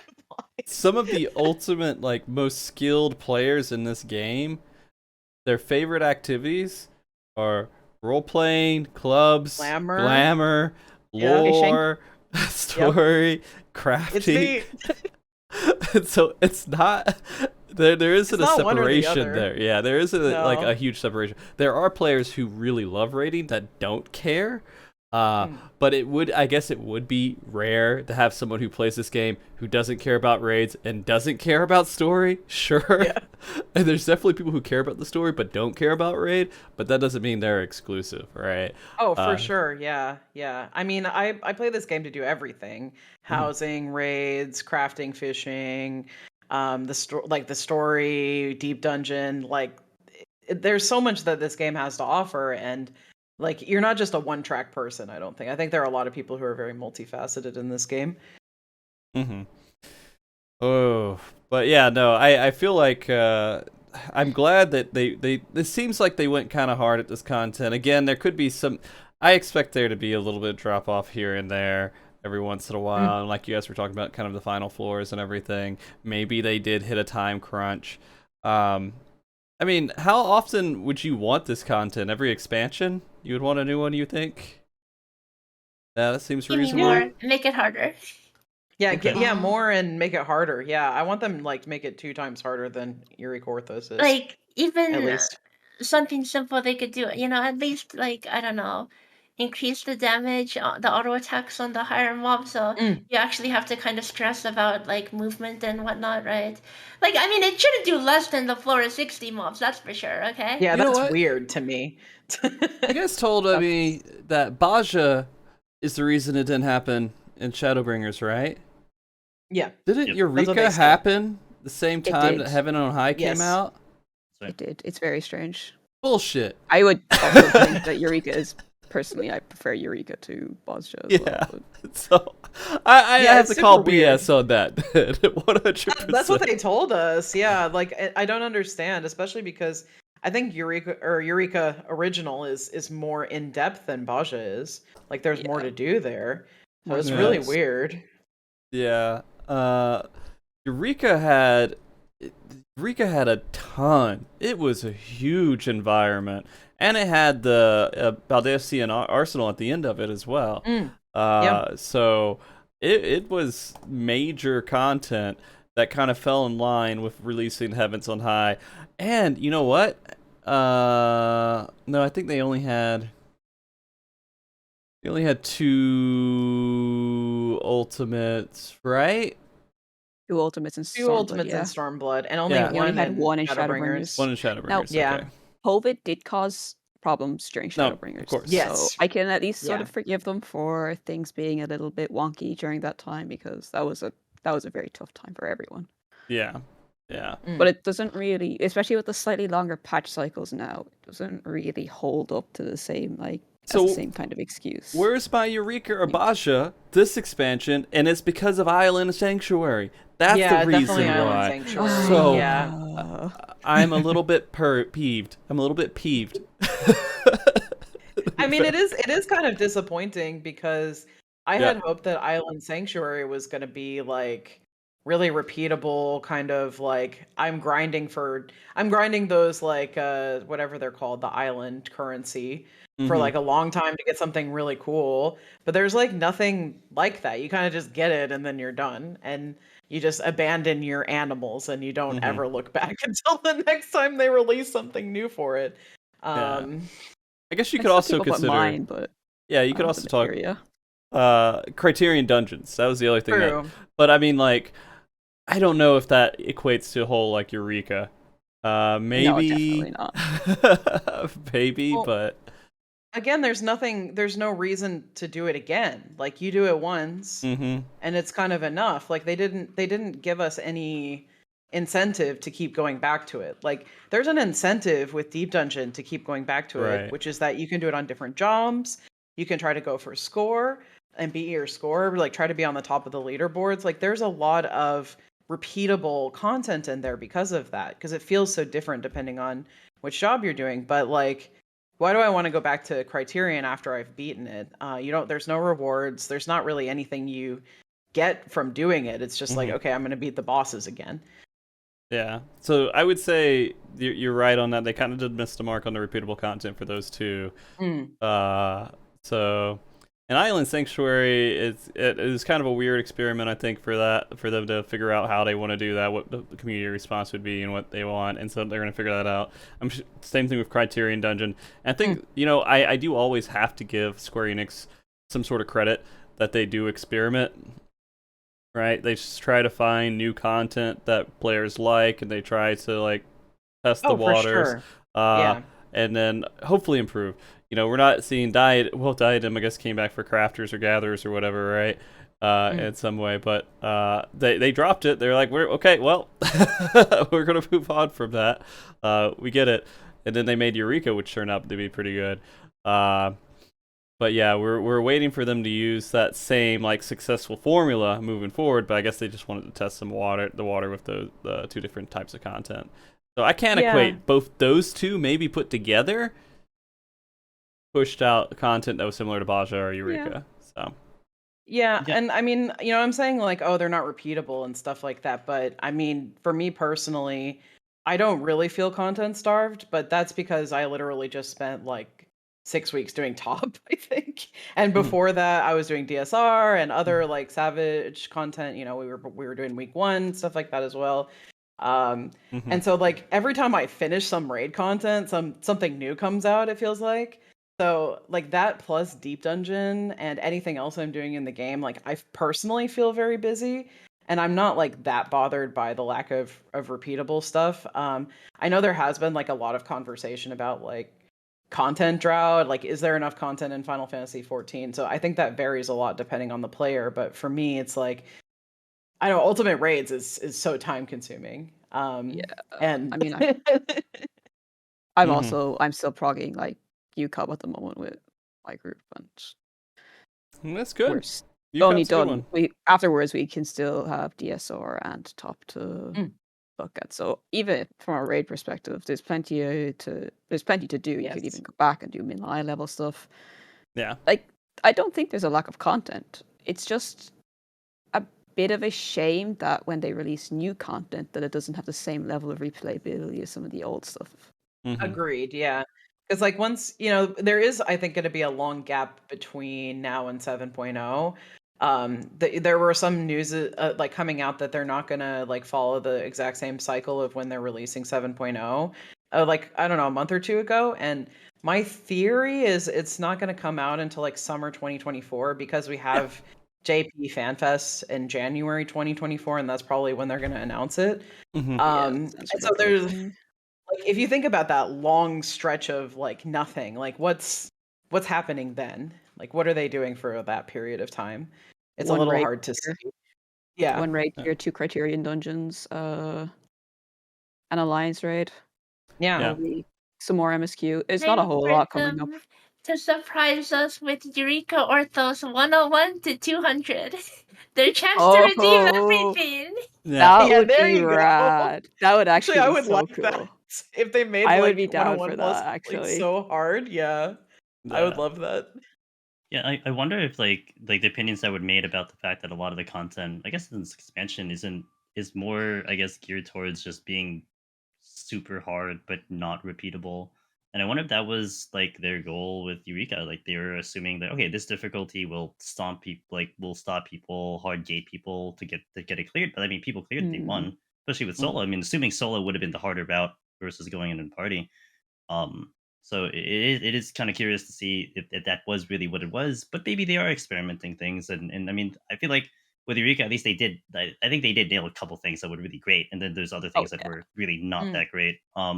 So it would be interesting Yes. to see what they decide moving forward. I mean, the I, idea of going 100 more floors after that, I think I would like that too. You know, if they like list it in and maybe just like push it even further. Because I mean, it also does make it interesting because if you do add in, even if you realistically add in 100 floors, I wonder what the direction would be. I mean, like Meiji said, if the enemies are just hitting the same type of auto attacks from like 60 up, I mean, I don't know how much more creativity you can go there unless you really change it around and just start, increasing the damage or like you certainly can't change the mechanics. The mechanics are all going to be kind of the same, right? So it would be curious to see what they decide on the future stuff. Yeah. I actually think that if we could get a balancing pass for Eureka Orthos, I think that I would be very happy if all they did was change some of the numbers. I think that Same. most of the issues that I have with it are just the numbers, the HP, the mobs, and the first 30 floors. Yeah. Bring that down a little. Mm, Then the auto attack damage for the mobs, increase it Bring it every up, set yeah. from 71 Yeah. plus. Like the wolves and 71 wolves plus are are a great very- example. Their dot It ticks ticks for less. 1k. It ticks for less than the palace one, where you have Yeah. 4 times less HP. It ticks Yeah. for 1000 damage, where you have what? What, like Somewhere 30k between health or 30 whatever? and 60k, depending on your roll. Yeah, if they And increase it's all like- that stuff, they will say, well, this was easier in 3 points or whatever, or easier in October, or easier in March, right? You'll have the reverse meme. Yeah. I don't think I like I don't think they would do it. But, It would be so nice though, yeah, because I mean, I think like that's really the big challenge of the other deep dungeons is like you have to have a strategy for each mob. And I mean, it's not as much the case in Endwalker as it was in Shadowbringers, I feel. In Shadowbringers, when you were going into deep dungeon, there were mobs that you just did not want to touch. Like if you saw them, you just avoided them. I feel like the only ones that I feel really scared about, depending on the situation and the job I'm on, are flood dragons and Palace of the Dead. But otherwise, like I'll just fight anything. Like Warriors in Heaven on High. yeah, but even still, like you still have to have some amount of strategy and you have to know how much damage they're gonna. Yeah, Warriors in Heaven on High and Shadowbringers, I was fighting it as a Dark Knight with steel and frailty, and I was like sitting there shaking because I was so scared of it. Like there's nothing like that even close in Eureka Orthos, and I think we were hoping that they would like get to that point again. I was personally hoping to have some of the feelings I had in Shadowbringers again. mhm. When my group was starting running and we saw some of the mechanics of the first mobs, we were like, oh my god, I can't wait to see what 70 plus is like. And then, yeah, realized it wasn't going to be anything Womp, like womp. what we expected. And it's like, just my opinion, I don't feel like as a non-tank, I don't think I should be allowed, with Gloom and HP down, to sit on a wall, not move, take auto attacks from a mimic on 90 plus, and just literally sit there and not even, worry about damage. Yeah, you would not. There's no way you would not touch a mimic Gloom HP down in either of the other floor set or in either of the other deep dungeons as like a DPS. Like you would With Serenity it, you would steal, you would frailty. Like I Mhm. mean, you actually were scared of those debuffs. You're not scared of Gloom and Eureka Orthos or HP down. It's not the same. Mm. Yeah. On the first day. Sorry, go ahead. Sorry. On the first day when we were still climbing the low ether pool, I think it was, I can't remember if it was 81 plus or 91 plus. I was on Dragoon, Gloom, HP down, Mimic hits me.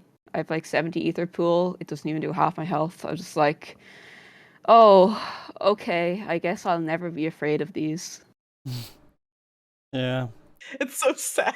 You It's know so what they should sad. do? They should take all that Dread Beast auto attack damage and share some love with the mimics and the other mobs. please. Yes, The Dread yeah. Beasts are excellent. I like them.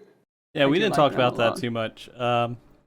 Yeah, I see them, but then you can also one-shot them, right? If you have a storms. Yeah, with storm. Yeah. Yeah. I just storm them now because like you get storms enough that it doesn't feel like you're like, okay, I'm gonna get 30-minute buff if I just do this. And a yellow too, free yellow, which if you want the accursed, Yeah. you want to Yeah. get that. Yeah. Like Mhm. I want the accursed title. Mhm. But yeah, like I was talking about this yesterday. Like the dreads versus everything else is so bizarre because you can get like 3-shot on a tank in full ether pool from a dread, and then everything else is like so weak by comparison. It's like why can't this be a little bit more normalized where the dreads feel like this massive challenge, but any job can solo them like reasonably, and then like all the other mobs are kind of also more of a challenge. I wish it was more like that rather than like, oh, the dreads are just impossible and you have to use palms to be able to kill them. It actually feels like something has gone wrong with the numbers. It doesn't. Yeah, a little bit. Yeah. It really does feel like something is just the numbers are skewed the wrong way in some shape or form. It's that's just how bizarre it is. Yeah. Well, we are kind of getting near the end of the. It's already been like almost 2 hours, guys. I don't know. I believe it. Yeah, It's crazy. it is pretty insane. Fast. But yeah, I guess it would be a good question to just ask you guys. We had a whole bunch of different points. There's tons to talk about, and we're all still exploring this content, and in some regard, right? There's still some stuff. It's still alive. It's not like content has been completely figured out, answered every single question. But we got a good grip on it. But I guess, is there anything else that you feel like we maybe missed that's very important to bring up before we start wrapping up, just to make sure I don't miss any vital topics here? No, Frosty, you're a genius with all the discussion points. You don't have to worry about anything. Yeah, I think this is great. I think, like, for me, what I hope people take away from this is that Deep Dungeon is really great content, and I hope that more people find their way to it, because I mean, Heaven on High and Palace still there, and they're still fantastic. Like, even being lower level, only having 60 or 70 job toolkit, like, there's so much fun to be had soloing those. And I mean, same thing with Eureka Orthos. Like, I have a lot of criticisms and a lot of things that I think they could have improved with Eureka Orthos that didn't, go the way I was expecting. But I'm still having a great time soloing it. And I think anyone coming in for the first time, you're still going to have fun. But also make sure to approach it with, like, patience, and don't be too hard on yourself, you included, Frosty, because it's easy to get down on yourself when you get one shot by something. You have to go to floor 1. I've taken my headset off and put it a little aggressively on the desk at least once. Sorry. I've spent a long time in 1 to 10. Yep, Just same. pulling floors and dying. And then, all in all, I'd say Deep Dungeon is great content. Anyone who hasn't given it a try definitely should. And then, also, not just to players, but hello devs, hello Yoshi P. Do you see how many hundreds of hours nerds like us are pouring into this content? How many hours are people putting into Bosja and Eureka Animals and stuff these days? Not that much, huh? So imagine this. One idea I had, right? So clearing on a lot of classes is kind of a really cool thing, and like in the first 2 Deep Dungeons, a really different experience, right? So one thing I was thinking that would be really cool if they did, like, for Eureka Orthos, which they didn't end up doing, was, like, what if they realized that, okay, now people are clearing on different classes, right? And they do this. So you know how there are these Aetherful weapon skins that you could get? What if there's a slightly extra shiny version that you get by clearing a certain job, right? Yes. They already have the model. Just add a little more flair, and now you could, like, so if you clear Astrologian, you can hold that sparkly ball in pride and say, hey, I suffered, right? But no, there's nothing like that. Or extra achievements, even, at least, like, for like Omni clearing and stuff like that. Omni, like, role clearing, every job clearing, that kind of stuff. Because right now, if you, like, transfer servers and your scores are wiped, then there's no record that you've ever done that. And it's kind of a shame, right? That it has to be tied to that. Yeah, it'd be really cool if they did add some extra thing like that. I mean, like, ultimate players get to get their ultimate weapons. Yeah. Can we Deep Dungeon players get some cool stuff too, Yeah, I want like them this to add meme. extra. You know that meme where, like, someone's standing in the corner of a party and says, "Oh, they don't know," right? Like, I have like a necromancer there saying, "Oh, they don't know I cleared on Astrologian." They 'Cause, don't like, know they I don't. double on Someone me. is gonna look at the leaderboard and stuff like other Deep Dungeon players for the most part, right? That's true. They should put it on the front page of the Lodestone, right? And they should do something like that. Or the top 3 people, maybe. I don't know how they would do it. They could make the score stuff work, but I don't know if they would be able to do it with the times and stuff. But they could put it on the front page. You know, like what do they do with the front lines? They put it on there, I think. Is that right? Yeah, that's Yeah. true. Grand Yeah. Company seals. Yeah. Yeah. Yeah, they could do that for deep dungeon scoring or like job clears or something. There's so much that they could do like to recognize this community, which is growing constantly. Yeah. And I hope that they take notice, like Meiji said, and see what we are and how much we care about this content, and they reward us for that. Yeah. Right, because I mean, they did recognize that there are people who cleared all jobs, right? I just really Yes. kind of wished that they would have like done something to incentivize. I mean, because the Deep Dungeon already has so much replayability, and they really could have like doubled down on that by showing like maybe giving some extra incentive, like those extra weapon skins for doing all the different jobs, right? Yeah, or portraits or something like that, or yeah, something, like adventure plates, and like because like I'm thinking about like Orthos right now, and we talked about already about how it's kind of been like homogenized, and whatever job you go in as, you have a similar experience. Like personally, I don't know if I'm that hyped for like re-clearing on different jobs in Orthos. It same. doesn't sound too interesting to me. It just sounds like doing the near same thing 19 times, and Yep. yeah. I imagine doing floor 1 to 10 that many times. It's not like the content isn't fun, but the longevity for it isn't really there. Not like the other deep dungeons because of the like homogenization, because of the way that the demi-clones work. I don't think it has like that same pull to me as I still feel for getting Omni and Palace and Heaven on High. Oh, that makes sense. What was I gonna say? I was gonna say I completely lost the thought there.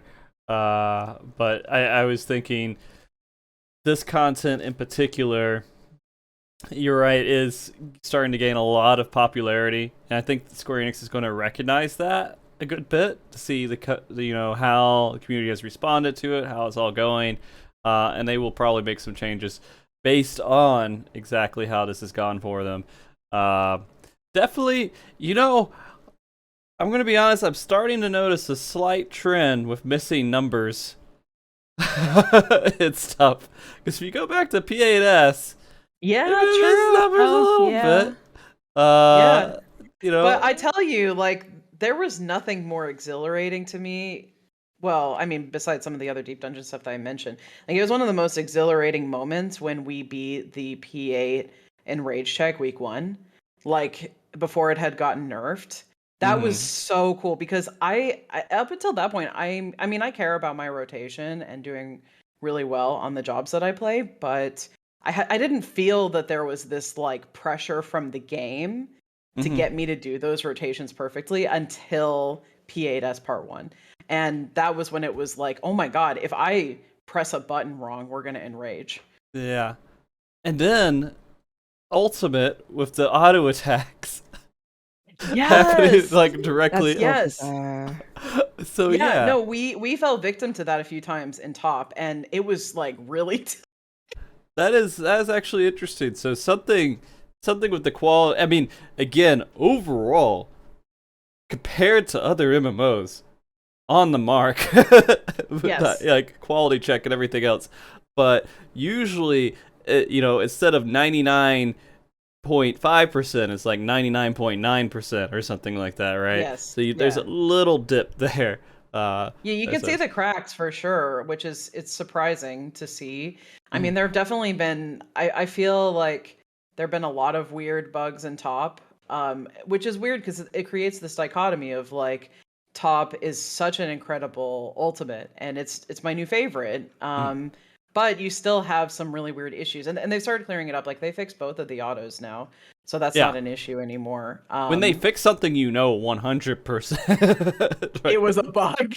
It was unintentional implementation. Yeah. So yeah, we were all like, is this intended? Like, do you have to be really careful as a tank coming in here, or is this Is Yeah. this a bug? And now we know it's a bug.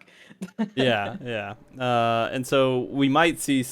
I can't see them making things harder, like making dots hit harder or anything like that. Maybe.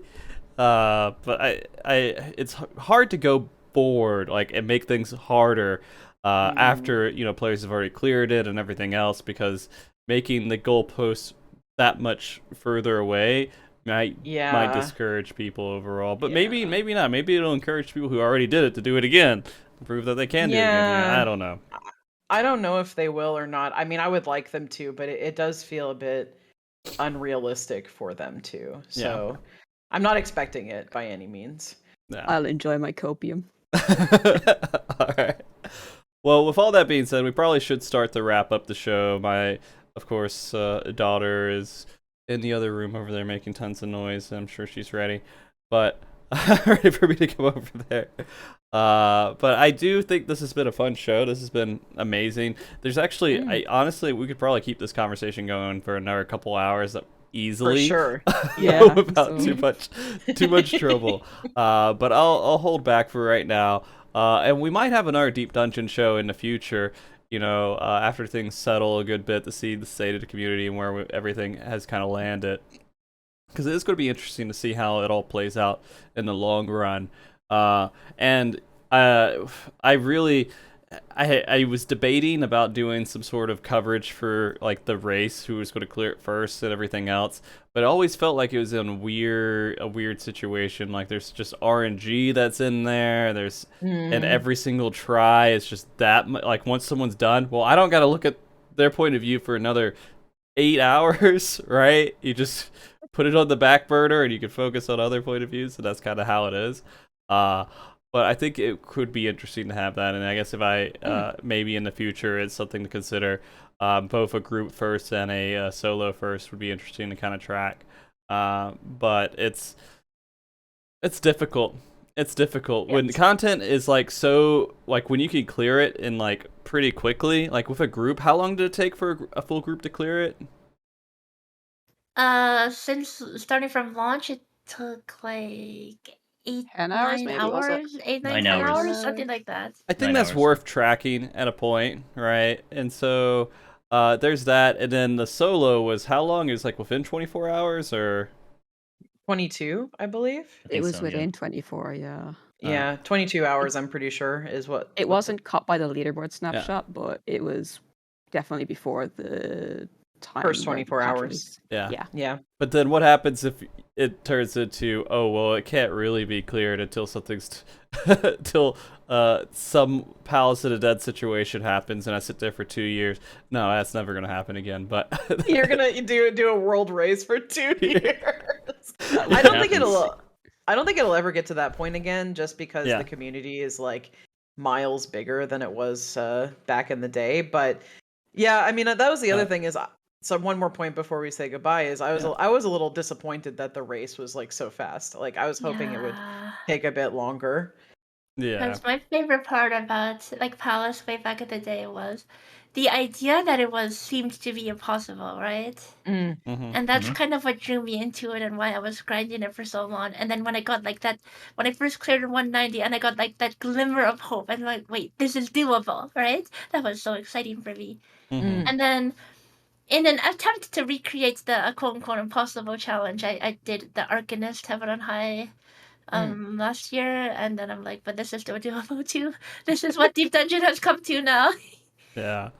I mean, and then there's all the factors of the different jobs and everything, like who picked the right job to solo it, and when it turns out to be in the end, if it was a DPS versus tank or anything else.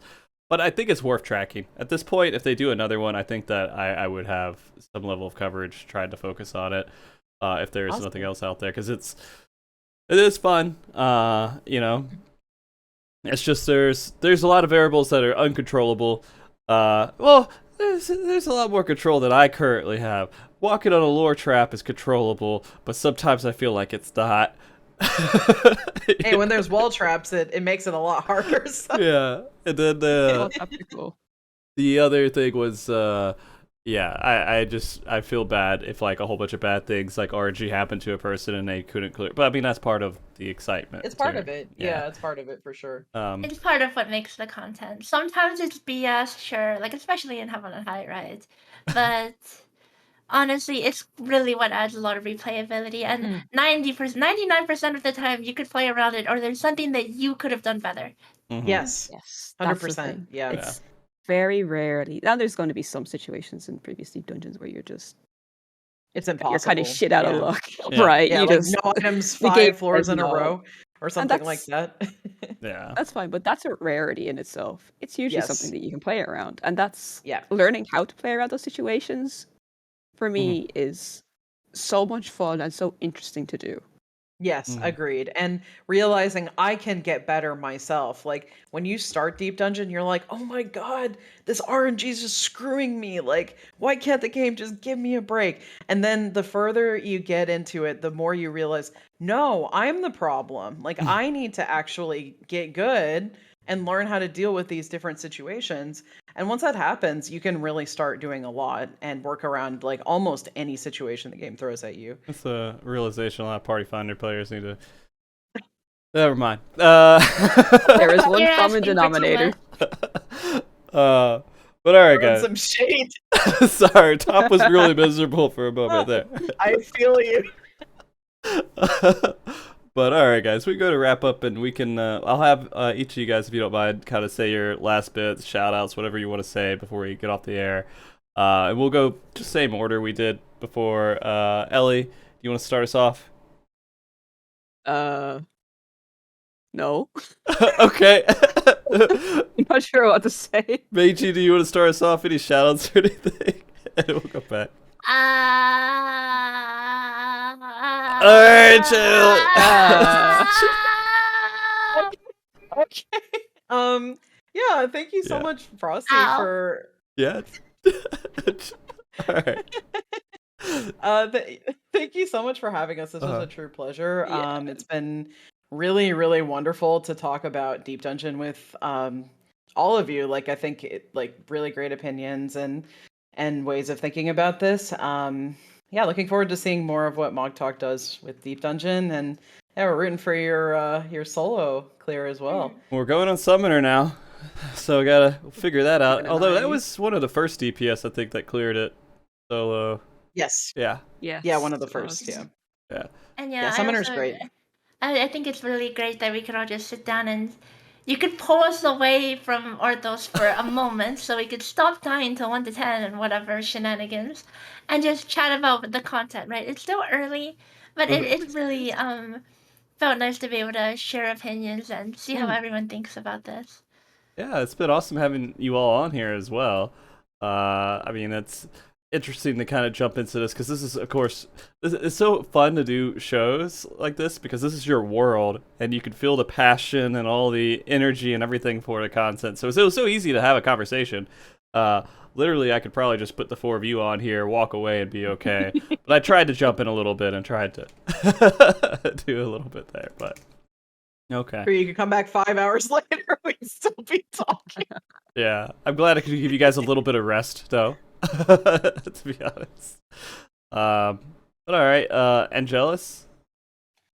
Well, first of all, I do want to say one more time, thank you to you, Frosty, for your help on the AGDQ run, and I yeah. can't say that enough because it was a little tricky during the run, and you kept it straight, so I appreciate that. And Yeah. part of that too, I mean, the exposure that Deep Dungeon got on that large stage was tremendous.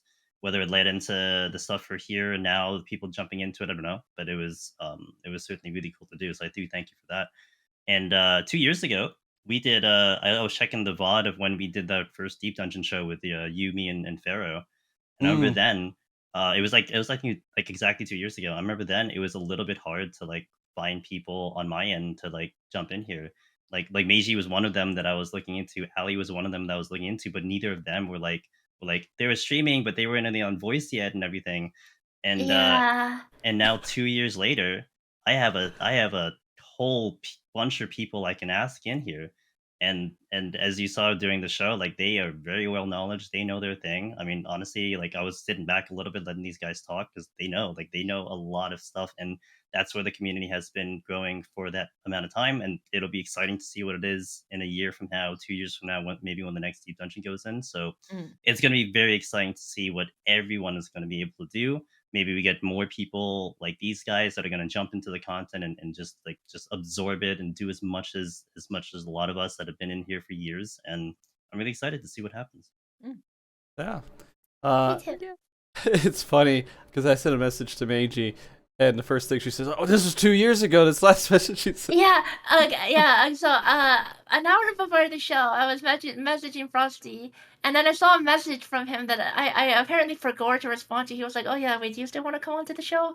And that She was 2 years ghosted me ago. for 2 years. Oh my god. I forgot. Okay, so if I ever ignore a message from anyone, it's not because I'm trying to ghost you. It's because I forgot. Okay.